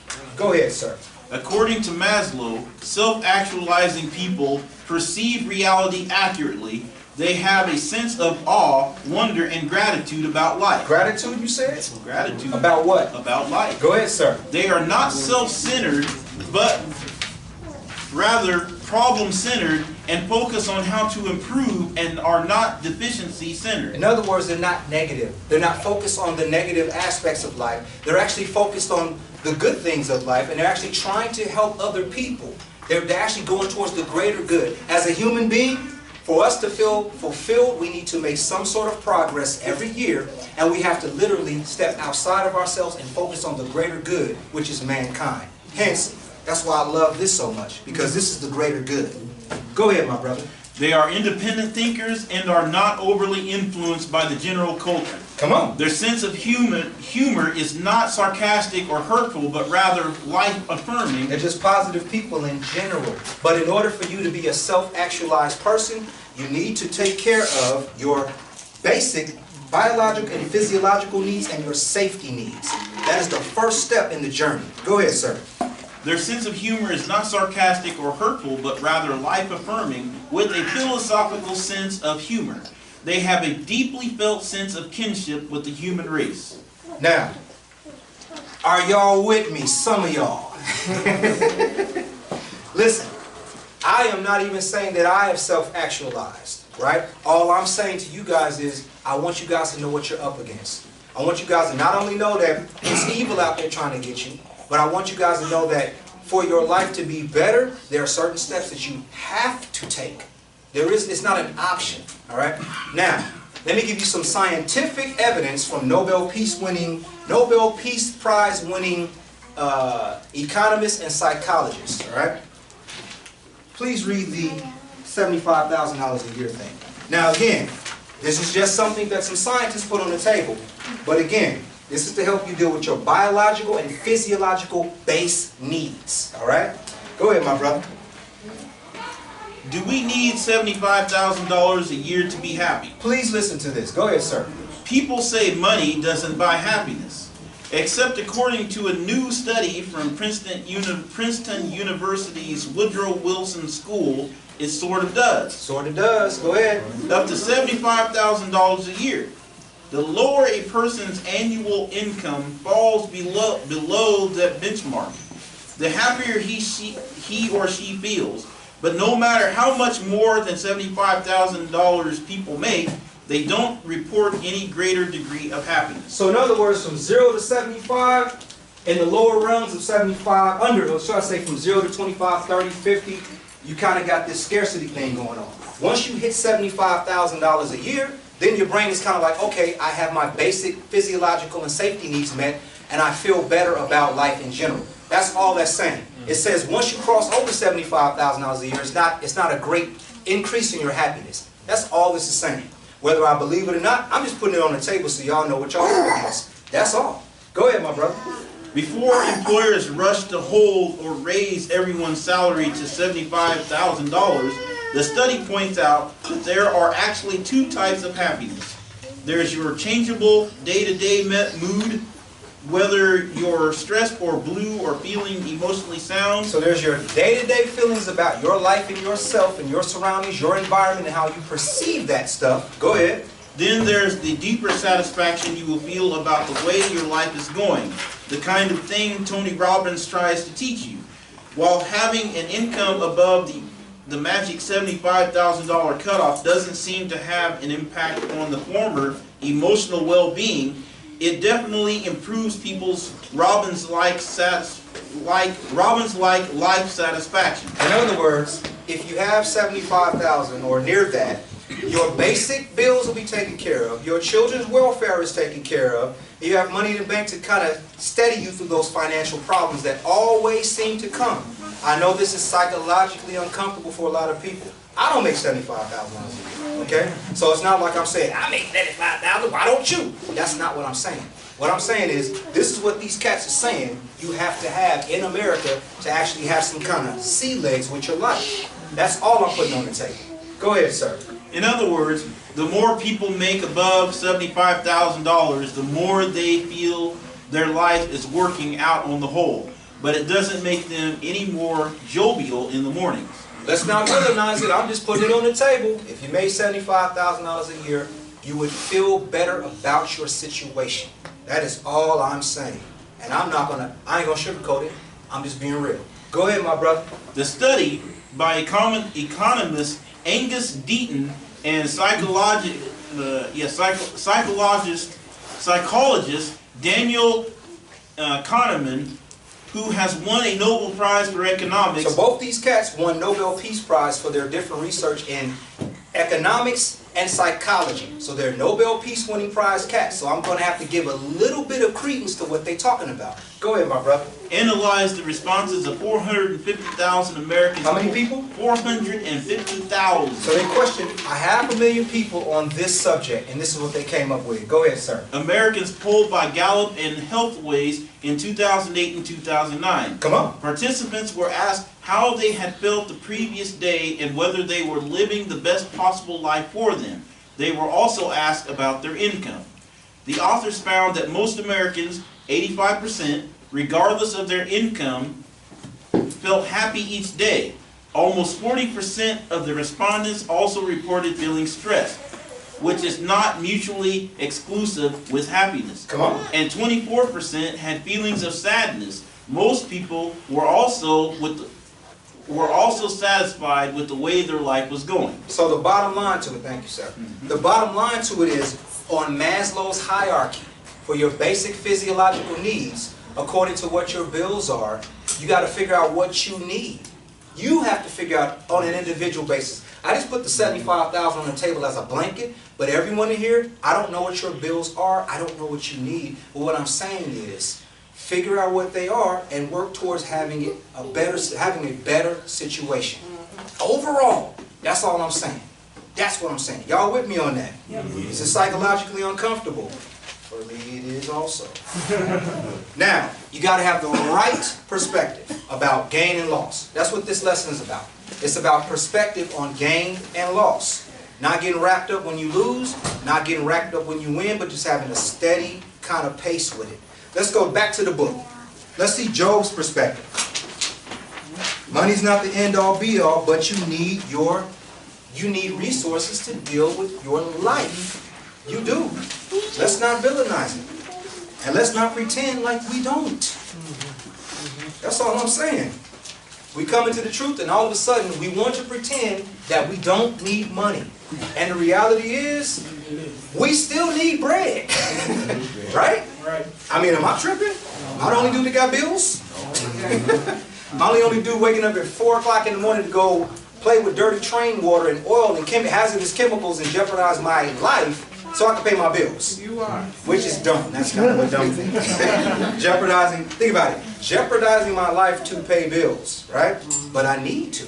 That's my point. We all need money. But we have to have the right perspective. Let's not villainize it. Let's realize what we need and let's just shoot at it. That's all I'm saying. Job 1, let's go 15 through 22. Job 1, 15 through 22. All of the mindset, man. Mindset goes along with all of this. Trust me when I tell you. What was Job's perspective? We know the story. Job had it popping. He had a gang of bread. He had a gang of cattle. He had a gang of kids. All that stuff, right? What happened? Let's see what his perspective was. Job 1, 15 through 22. Go ahead, brother. And the Sabians fell upon them, and took them away. Yea, they have slain the servants with the edge of the sword, and I only am escaped alone to tell thee. Come on. While he was yet speaking, there came also another and said, The fire of God is fallen from heaven, and hath burnt up the sheep and the servants, and consumed them, and I only am escaped alone to tell thee. Job is having the worst day on the planet right now. The absolute worst day. Right? Kind of like when I suffered foreclosure on like 2 of my houses in like a month period. Real tough. Anyway, go ahead, brother. 17. Come on. While he was yet speaking, there came also another and said, The Chaldeans made out 3 bands and fell upon the camels and have carried them away, yea, and slain the servants with the edge of the sword, and I only am escaped alone to tell thee. Come on. While he was yet speaking, there came also another and said, Thy sons and thy daughters were eating and drinking wine in their eldest brother's house. And behold, there came a great wind from the wilderness, and smote the 4 corners of the house, and it fell upon the young men, and they are dead, and I only am escaped alone to tell thee. So not only did he lose his crib, no, not his crib, he lost his camels, his sheep, he lost his servants, and he lost his children, all in one day. Let's see what his perspective was. Let's see if he went to go get that bottle of Hennessy, or he went to go get the blunt, and went to go get the pistols to go after them Sabians, or if his mindset was where it needed to be, concerning loss and gain. Go ahead, sir. 20. Then Job arose, and rent his mantle, and shaved his head, and fell down upon the ground, and worshipped. Stop.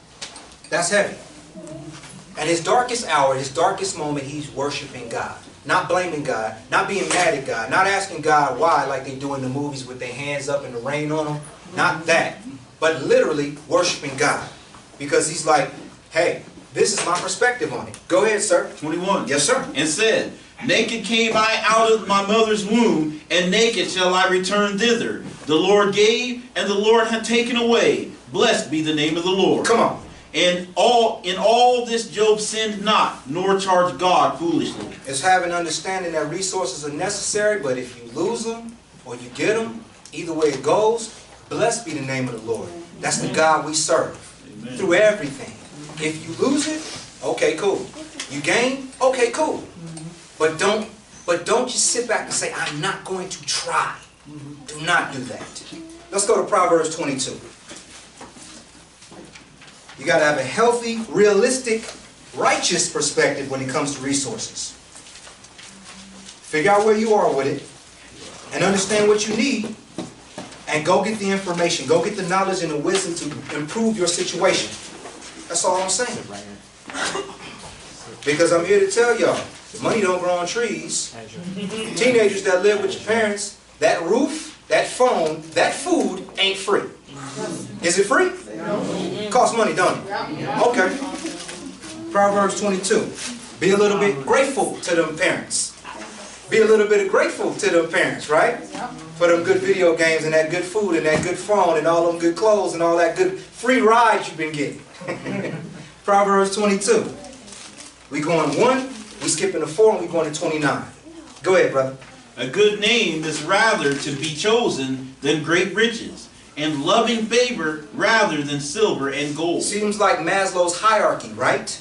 Emotional needs, belongingness. We're reading this in the Bible and we're seeing it in Maslow's hierarchy. I'm just trying to help y'all.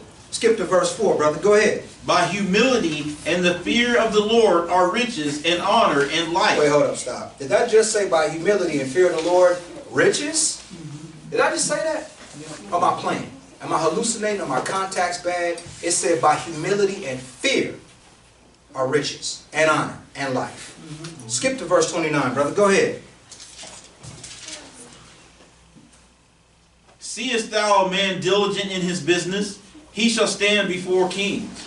He shall not stand before mean men. Please read that again, sir. Seest thou a man diligent in his business? Diligent in his business. His perspective is diligence in his business, and as a result of his diligence, what happens, sir? He shall stand before kings. He shall not stand before mean men. Let me put it on the table. Go to Daniel.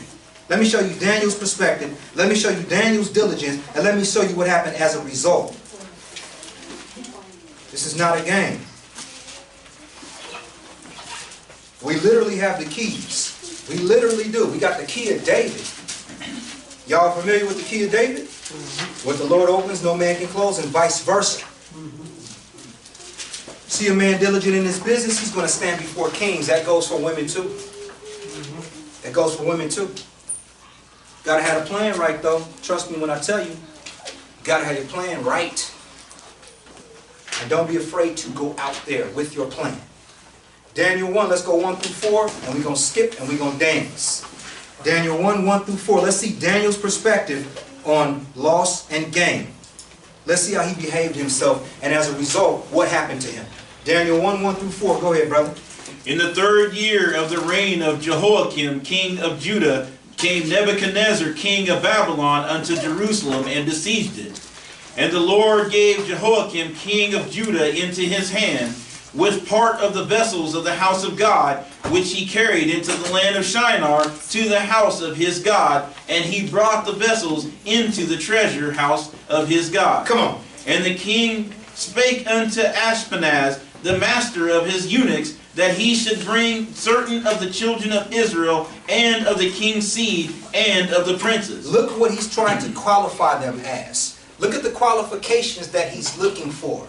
They're supposed to stand before kings. Look what they have to be. Go ahead, sir. 4.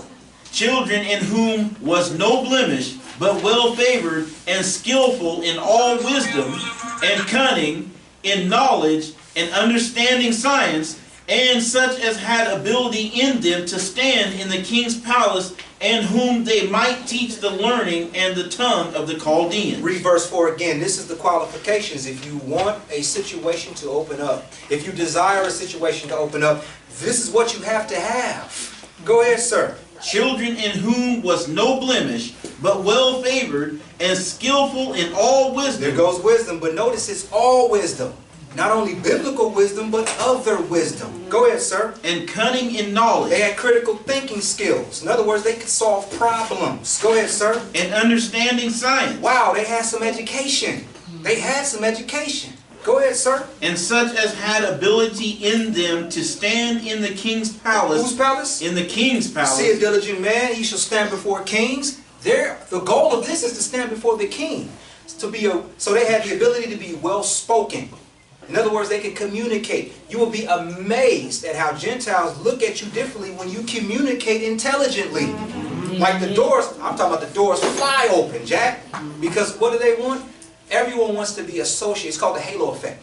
Everybody wants to be associated with someone that is intelligent, or at least perceived as being intelligent.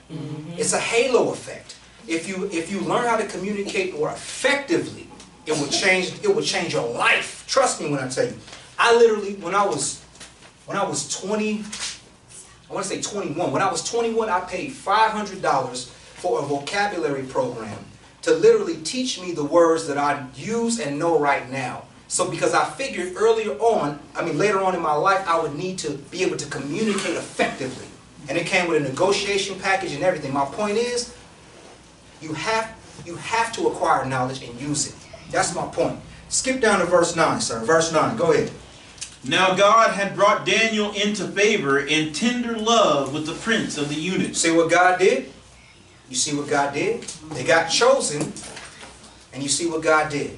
Now let's see what else God does. Skip to verse 17, sir. As for these 4 children, God gave them knowledge and skill in all learning and wisdom. Stop. Knowledge, skill, in all learning and wisdom. God filled in the knowledge gap. God filled in the knowledge gap. Go ahead, sir. And Daniel had understanding in all visions and dreams. So not only did Daniel have all of that, but Daniel could interpret dreams. So he was up here with it. The other brothers was right here with it, but he was up here with it. But they all had great jobs is the point. They all stood before the king is the point. And God enabled it to happen. Go ahead, my brother. 18. Come on. Now at the end of the days that the king had said he should bring them in, then the prince of the eunuchs brought them in before Nebuchadnezzar. And the king communed with them. And among them all was found none like Daniel, Hananiah, Mishael, and Azariah. Therefore stood they before the king. They were the best of the best. You want an opportunity? You got to be the best of the best. Like literally, you got to have the answers. You got to be the go-to person. You got to outwork everybody. You have to. I'm telling y'all.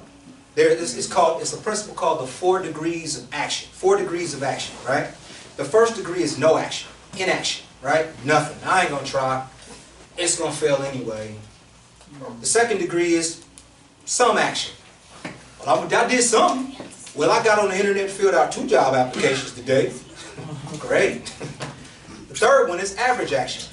Well, I got on the internet and I filled out 4 or 5 job applications and I went around the corner looking for a job. The 4th degree of action is massive action. Massive. Massive action. That's all I'm telling y'all. 4 degrees of action. Let me show you, these cats had massive action and they had the Lord on their side. They had the Lord on their side and they did the work. And look what happened. Go ahead, sir. 20. Come on. And in all matters of wisdom and understanding. Stop. All matters of wisdom and understanding. Not some, not part. Everything that has some wisdom, some critical thinking to do, guess what, sir? Go ahead. That the king inquired of them. Come on. He found them 10 times better than all the magicians and astrologers that were in all his realm. And Daniel continued even unto the first year of King Cyrus. Now again, proper perspective. Proper perspective. Let's get Solomon's perspective on wealth acquisition and distribution. Let's get the dude that had it cracking the most in the book. Let's see what he thought about it. Let's go to Proverbs 1. Y'all with me?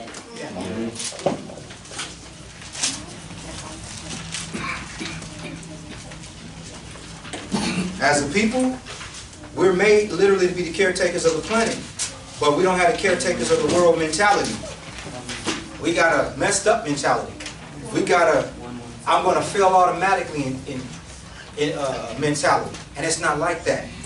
We got a, I'm going to be Jay-Z mentality. No, no. Why is nobody trying to be like, no? Why is nobody aspiring to be a heart surgeon? Like, that's not cool. Everybody want to be what? Play ball. They want to rap. They want to sing.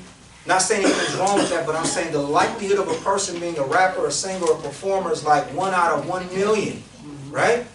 But what's the odds of a person actually going to school and having a job that can get them $75,000 if they work hard at it? Hello. There we go. Wait, thumbs up to you. See, that's how the thumbs work. Proverbs 1. First, let's get the purpose of the Proverbs, and then let's see what Solomon's mentality is on acquisition and allocation of resources. Proverbs 1, go 1 through 7. Go ahead, sir. The Proverbs of Solomon, the son of David, king of Israel. To know wisdom and instruction, to perceive the words of understanding. Go ahead. To receive the instruction of wisdom, justice, and judgment, and equity. To give subtlety to the simple, to the young man knowledge and discretion. This is to help people. To give skill to the simple. These are what the Proverbs are for. And so you can recognize and perceive wisdom when someone is saying it, someone is using it. Alright? And the gain of wisdom and justice and judgment and equity, which is what we need in our lives. Right? Go ahead, brother. Verse 5, please. A wise man will hear and will increase learning, and a man of understanding shall attain unto wise counsels. Dumb counselors. Wise counsels. Come on. To understand a proverb and the interpretation, the words of the wise and their dark saying. Come on. The fear of the Lord is the beginning of knowledge, but fools despise wisdom and instruction. With humility and fear of the Lord are riches, honor, and life. That's what the book said, right? Right. Now, here's the allocation. Again, it's Solomon. And this is the one line about tithing in this book that I'm going to bring out. Let's go to Proverbs 3. Allocation. Just like when Solomon got those trees, what he did, he went and built some pillars for the house of the Lord. Alright? Proverbs 3. This is the one and only verse I'm going to have about tithing in here. Because I don't care if you guys do or don't. I'm still going to do it. Every time I get paid, I'm on PayPal. Hit me. Proverbs 3. One verse. Verse 9. Go ahead, my brother. Honor the Lord with thy substance, and with the first fruits of all thine increase. So that's allocation. When you get it, off the top the Lord gets his. Now, saving more than you spend. Saving more money than you spend. Let's go to Proverbs 13. Practical stuff, y'all. Practical. Get your mind right, and everything else can open up for you. Saving more than you spend. Let's see what the book says about allocation of resources. Proverbs 13, let's go 7 through 8, and we're going to dance. And again, this is supposed to be psychologically uncomfortable. Proverbs 13, 7 through 8. Go ahead, my brother. There is that maketh himself rich, yet hath nothing. There is that maketh himself poor, yet hath great riches. In other words, there's one cat that look like he got a gang of money, ain't got nothing. There's another cat that look like he don't have no money, he's got a gang of bread. That's what we just read, right? So in other words, let's lay off them purses and the red bottoms and what do we like, brother? Jordans. Let's lay off the Jordans. You know what I'm saying? And for me, I gotta lay off. I gotta lay off a lot of stuff. Verse 8. Go ahead, my brother. The ransom of a man's life are his riches, but the poor heareth not rebuke. In other words, Method Man will be in your living room if you got it cracking and you living in a place where Method Man is. Okay? Skip down to verse 11. Go ahead, brother. Wealth gotten by vanity shall be diminished, but he that gathereth by labor shall increase. This is acquisition by investment. So this is it. This is what we're dealing with. Skip down to verse 22. Go ahead, brother. A good man leaveth an inheritance to his children's children, and the wealth of the sinner is laid up for the just. Please read 22 again, sir. A good man leaveth an inheritance to his children's children. Stop. His children's children.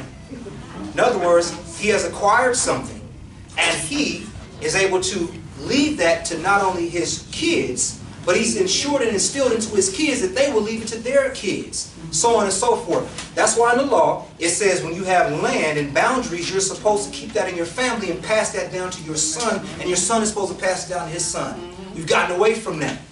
That's what the book says, right? Please read that again. Everybody looking at me like I'm lying. Verse 22. Go ahead, brother. A good man leaveth an inheritance to his children's children. Just his kid. His children's children. Just his one son. His children's children. Come on. And the wealth of the sinner is laid up for the just. Now, if the wealth of the sinner is laid up for the just and Gentiles sacrifice unto devils, it will behoove us to be able to access the Gentiles' resources.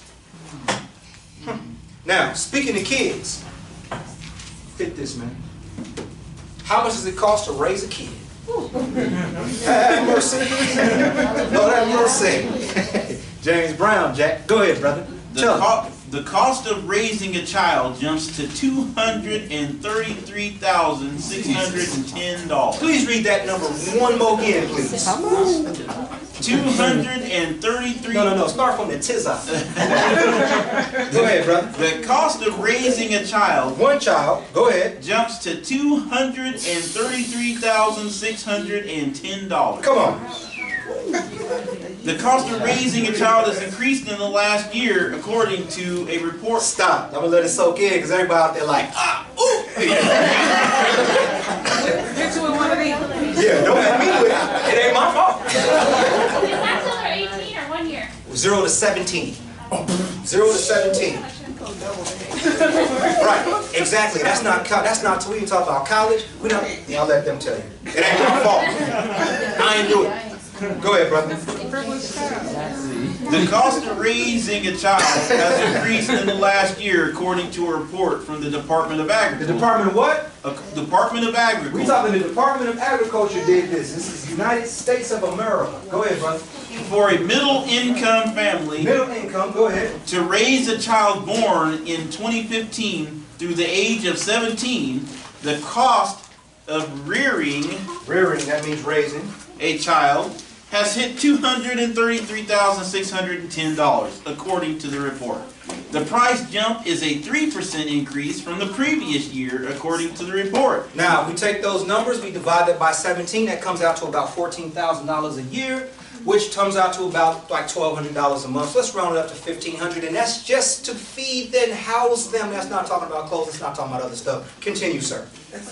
With housing taking up a bulk of the expense at 29% of the cost. 29% of that has to deal with clothing, housing, right? Housing. Housing, go ahead, sir. Food took the second biggest expense at 18%, according to the report. Come on. The report, which tracks 7 categories of family spending. How many categories? 7. So this is 7 categories that they track to come up with $233,000, which is roughly $1,500 a month for 17 years.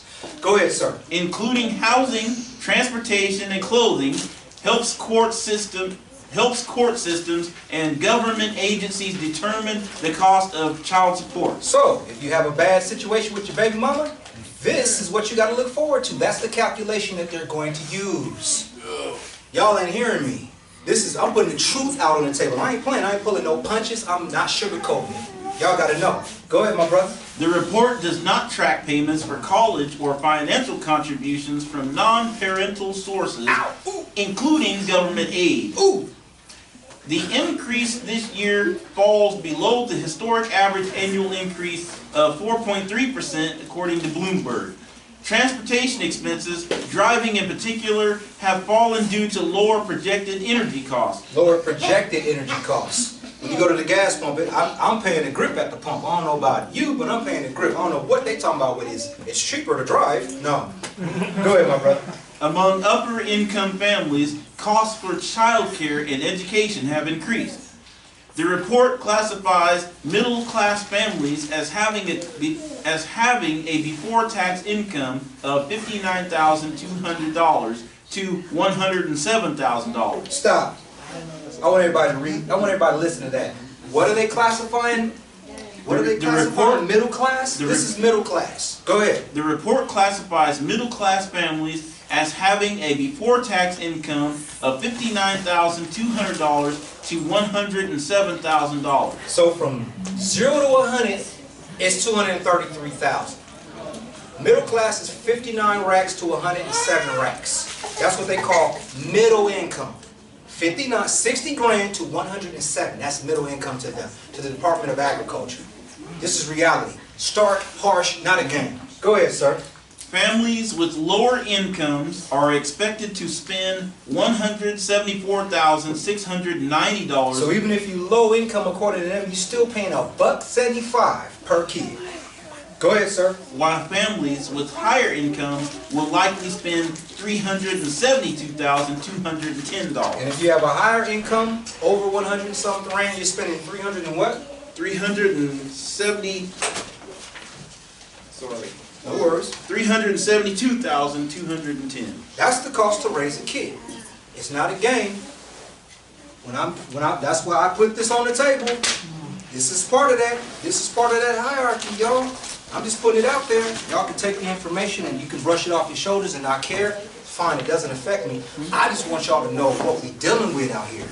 I want y'all to know the reality of the game. All right? Now, let's get back to the book. Mindset, right? Mindset. Let's go to Ecclesiastes 10. Let's not villainize needing resources. It is not cheap to live and to survive.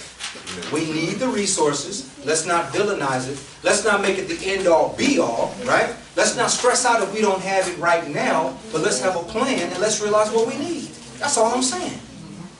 I ain't going to tell you, well, all you need is just to read the Bible all day. Yeah, well, that would be good, but you need to read something else too. Like, a college course on something, or a book on how to, get your taxes lowered. Something. You need some other information also to help you navigate this construct. Let's go to Ecclesiastes 10. Let me let the book tell you what's cracking with the bread sample. Ecclesiastes 10, 18 through 19. Go ahead, my brother. By much slothfulness the building decayeth, and through idleness of the hands the house droppeth through. In other words, if you ain't working, it ain't cracking. Go ahead, brother. A feast is made for laughter, and wine maketh merry, but money answereth all things. Please read 19 again. A feast is made for laughter, and wine maketh merry, but money answereth all things. Now I know, blessed be the poor, I get that. But according to the law, we're supposed to be able to lend to our brother and our sister and not to request or require to have that money back. All right? We are supposed to be the caretakers of the planet. I don't think y'all understand it right now.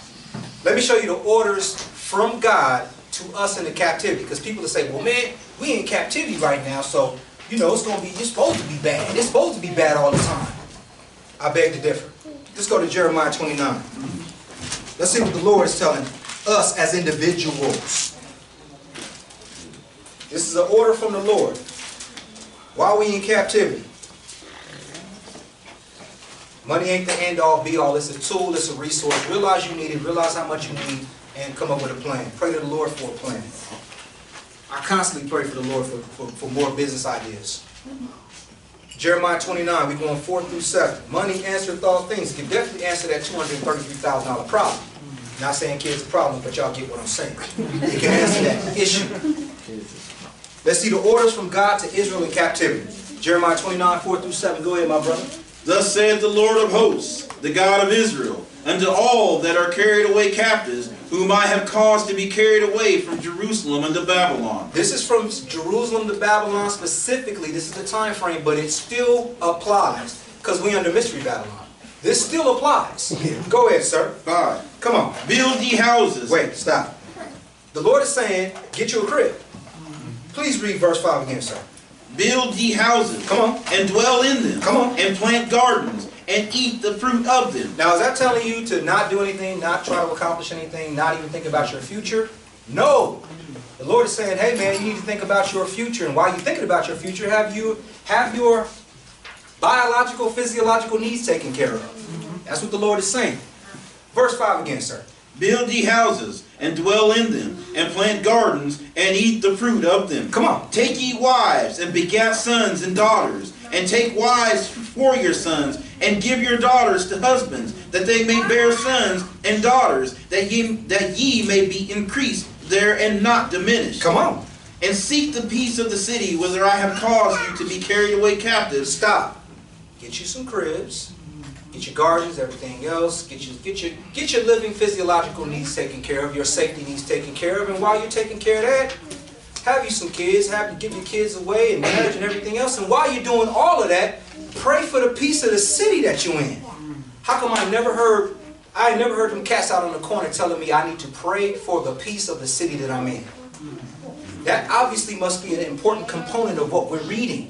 Pray for the peace. That's your safety and security of Maslow's hierarchy. We shouldn't have to worry about getting shot. Pray for the peace of the city and maybe you won't get shot.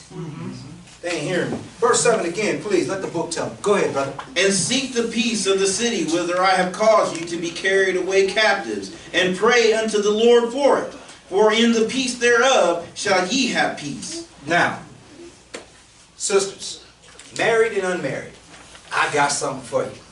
Now, let me preface this with a disclaimer. Too often in the book, we have this, what I like to call, imposing a narrative on the archetype. We have, people in this book are archetypes, right? So we impose a narrative on the people in the book. In other words, we make them kind of like beyond the realm of human beings. When people in this book, they got scared, they felt sad, they felt this, they felt hungry, they chickened out sometimes. So while I'm saying this is the archetype, let's not impose a narrative on this woman like she's Lil Mo, like she's Superwoman. Because we know that sometimes she probably got scared, she probably got sad, etc. This is an archetype, but this is the model to shoot for. Now, if you hit some of these characteristics, praise the Lord. If you don't hit all of these characteristics, don't trip. But don't impose a narrative. In other words, don't make the bar so high that you just don't try, is what I'm saying. Because we do that. I hear sisters say, "Oh, I want a man like a man like a man in the Bible," right? All right, how about Abraham? Abraham's cool, right? But Abraham told Pharaoh that was his sister, right? And let Pharaoh take his sister wife, right? I don't think when sisters say, "I want a man in like the Bible." How about Abraham and what he did? Right. He was human. He was afraid. My point is, let's not impose a narrative on the archetype. Y'all with me on that? Y'all understand it? So when we read this, brothers, don't be trying to bang on your wife like, "Yeah, you need to be like this." Let's go to Proverbs 31. You need to be like this all the time, woman. For real though. I'm just saying. Let's not impose a narrative and make her super duper out the game. This is an archetype. This is something to shoot for. But I want to ask y'all a question. Is this Sandra Clark from 227? That's what I want y'all to answer. Is this Sandra Clark from 227? Proverbs 31, let's go 10 through 31. Go ahead, my brother. Who can find a virtuous woman? For her price is far above rubies. The heart of her husband doth safely trust in her, so that he shall have no need of spoil. In other words, he ain't out there trying to get some keys of cocaine to buy some red bottoms. Y'all with me on that? Y'all ain't with me on that? Okay. Go ahead, brother. 12. She will do him good and not evil all the days of her life. Go ahead. She seeketh wool and flax, and worketh willingly with her hands. Wait, how does she work with her hands? Worketh willingly. That said begrudgingly. Willingly. That said she wasn't willing to help him. Willingly. Oh, that does say willingly. Here's what I'm trying to tell y'all. Let's not have a teacher impose how he runs his house on your house. If a teacher's wife does not work, that's fine for his household. Everyone's household is different. But as we just read, $233,000 to raise a kid, that ain't cheap, right? My point is it takes two incomes, all right? That's all I'm saying. Let's not let a teacher impose his narrative on your existence. All right? She worketh how with her hands? Willingly. That's all I'm talking about. Go ahead, my brother. 14. Come on. She is like the merchant ships. She bringeth her food from afar. She riseth also while it is yet night, and giveth meat to her household, and a portion to her maidens. Come on. She considereth the field, and buyeth it. With the fruit of her hands she planteth a vineyard. Verse 16, does this woman do business? Is she out there doing business? Yes. Okay. So guess what? It's okay to do some business. All right? That's all I'm saying. She considers a field, so in other words, she knows how to analyze financial data. She knows what to look for to do a business. And she actually has the confidence to do a business to help her household. Y'all with me on this? Or is this way off the planet right now? Good. Go ahead, sir. 17. Come on. She girdeth her loins with strength, and strengtheneth her arm. Come on. She perceiveth that her merchandise is good. Her candle goeth not out by night. Now again, let's not impose the narrative. I know she sleeps sometimes, okay? This got you believing she don't never sleep. She always out there in them streets doing her thing for the business, for her family. But I'm saying, let's not impose a narrative on this archetype. This is where the bar should be to shoot for, all right? Go ahead, my brother. 19. Come on. She layeth her hands to the spindle, and her hands hold the distaff. Come on. She stretcheth out her hand to the poor. Yea, she reacheth forth her hands to the needy. This is her mindset. She don't got a problem with resource acquisition. She doesn't have a problem doing what Deuteronomy 15 says we should do.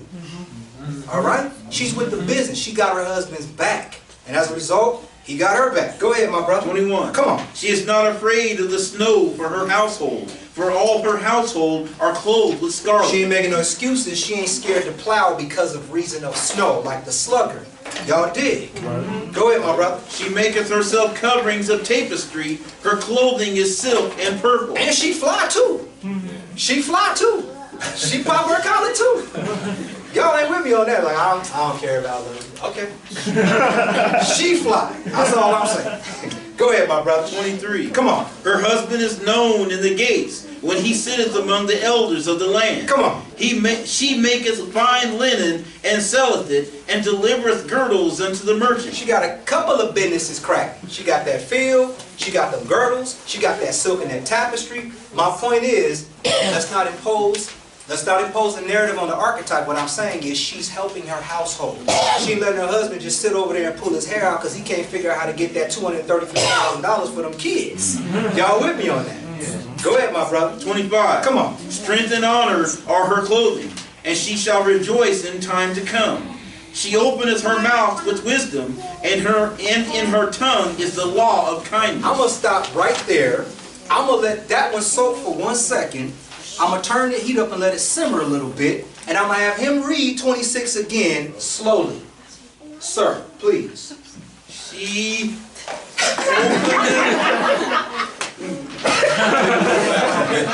However you want to do it. I just want to get the point across. She openeth her mouth with wisdom. Stop.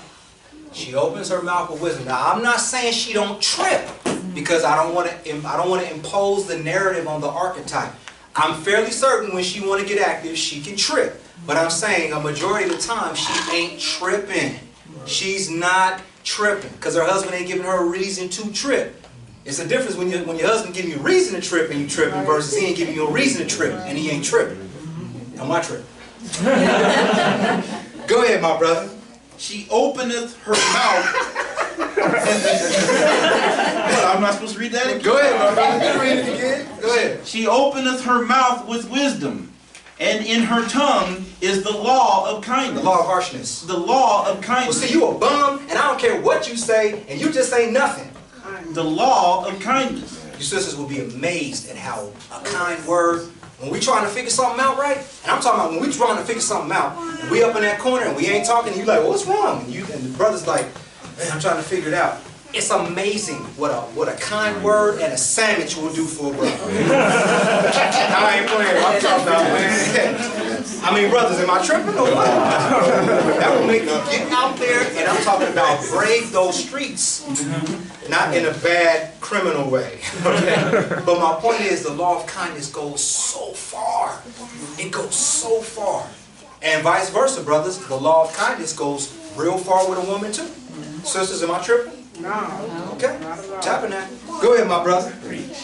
She looketh well to the ways of her household, and eateth not the breath of idleness. Come on. Her children arise up and call her blessed. Call her cursed. Call her blessed. Come on.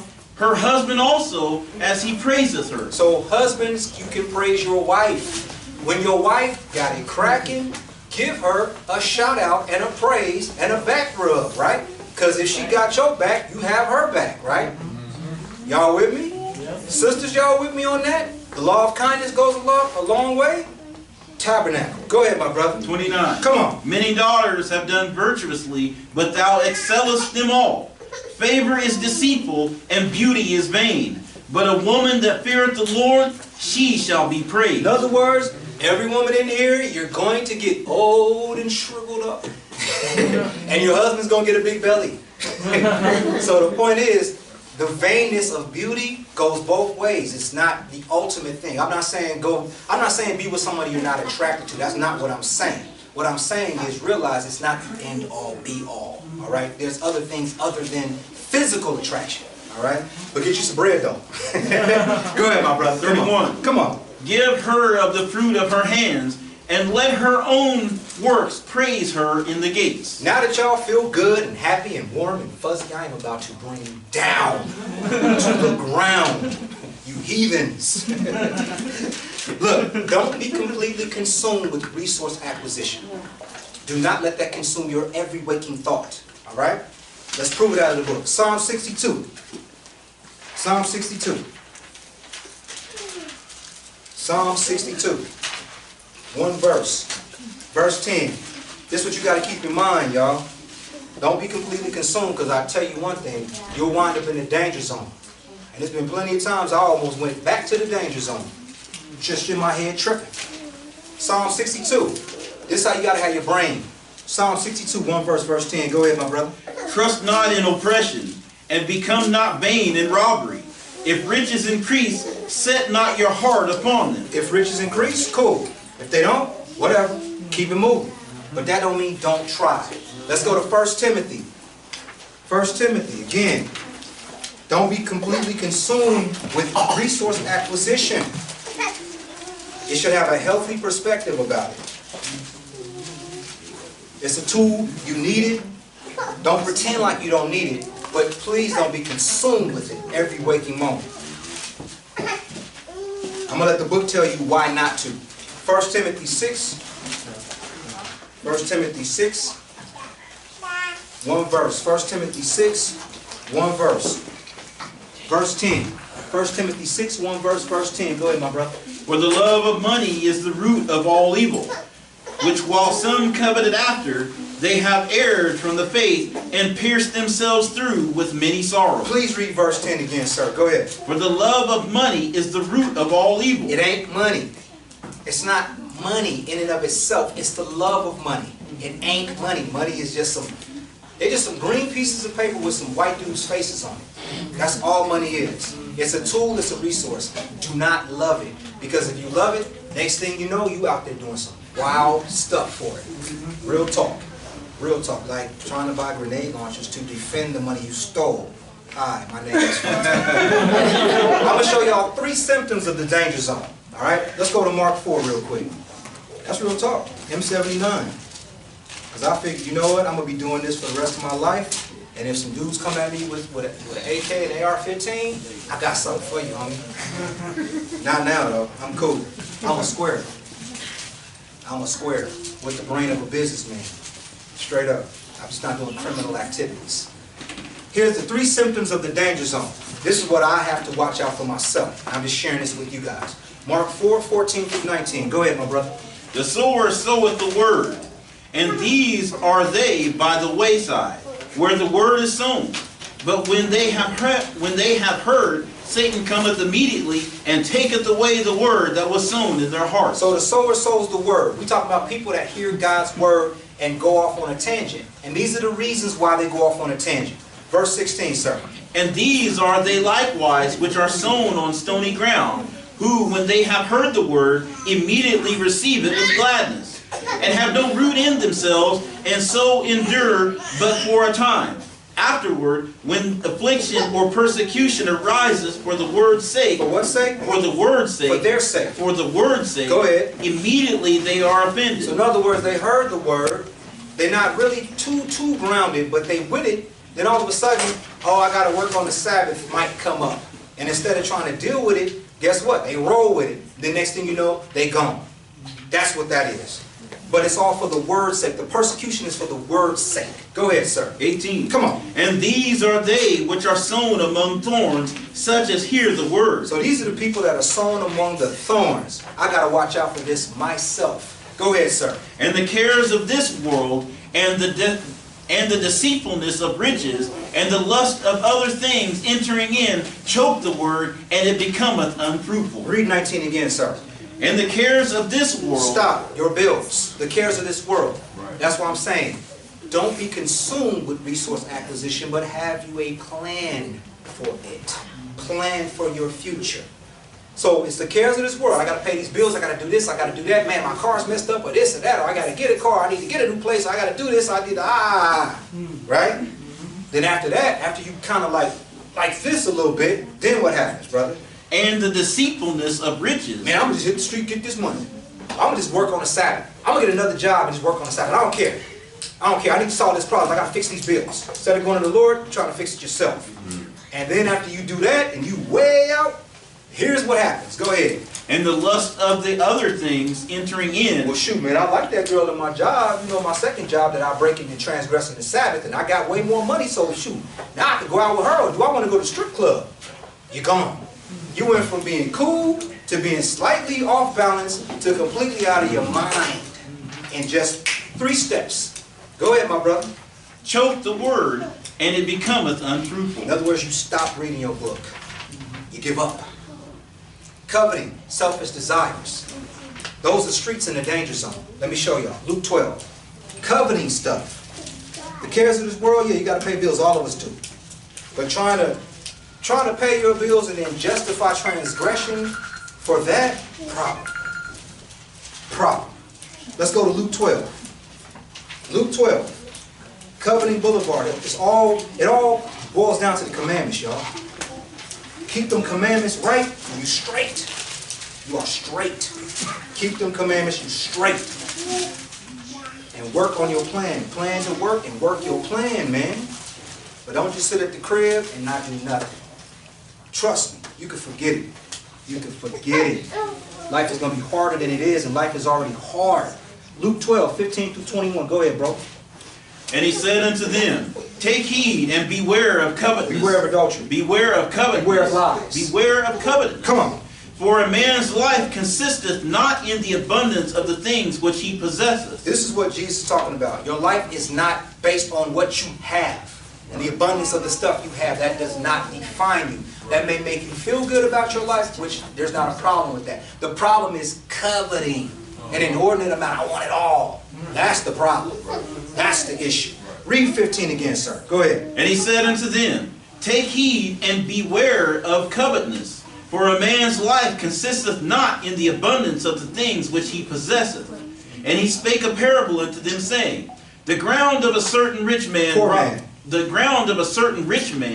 brought forth plentiful. So his ground is cracking. Like his harvest came in bomb. The Lord blessed him with a fruitful harvest. Let's see if he mentions the Lord at all in his plans and his thoughts. Go ahead, my brother. And he thought within himself, saying, what shall I do, because I have no room where to bestow my fruits? Are those his fruits or God's fruits?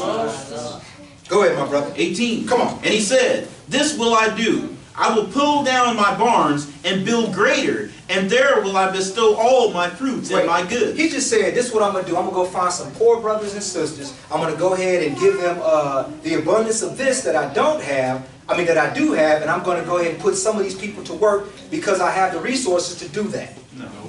He didn't say that. He said, my, me, I. My, me, I. My, me, I. Problem. My, me, I is a problem. Go ahead, my brother. 19. Come on. And I will say to my soul. I will say to my soul. I mean my. Go ahead.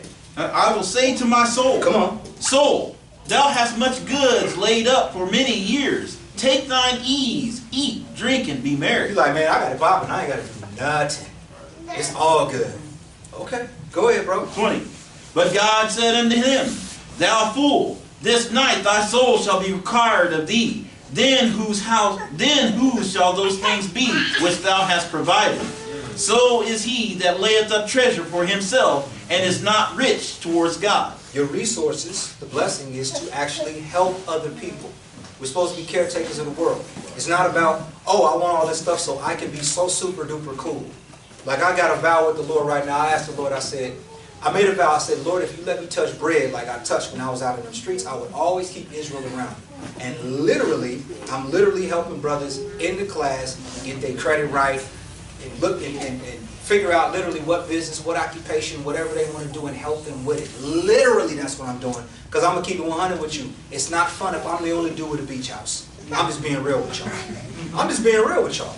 And in reality, I'm supposed to do this. I'm supposed to help my brothers and my sisters. And we're supposed to have enough to help each other. Literally. Y'all ain't hearing me on that. Now, here's for the Facebook, Instagram crowd, which I am not a part of. Proverbs 23. I'm not saying there's anything wrong with Facebook. I'm not saying that. It's a distraction. That's why I'm messing with. But the point is, you can literally be on Facebook and Instagram coveting. Bet you didn't know that, did you? You could be on Facebook like, shoot, she got them red bottoms.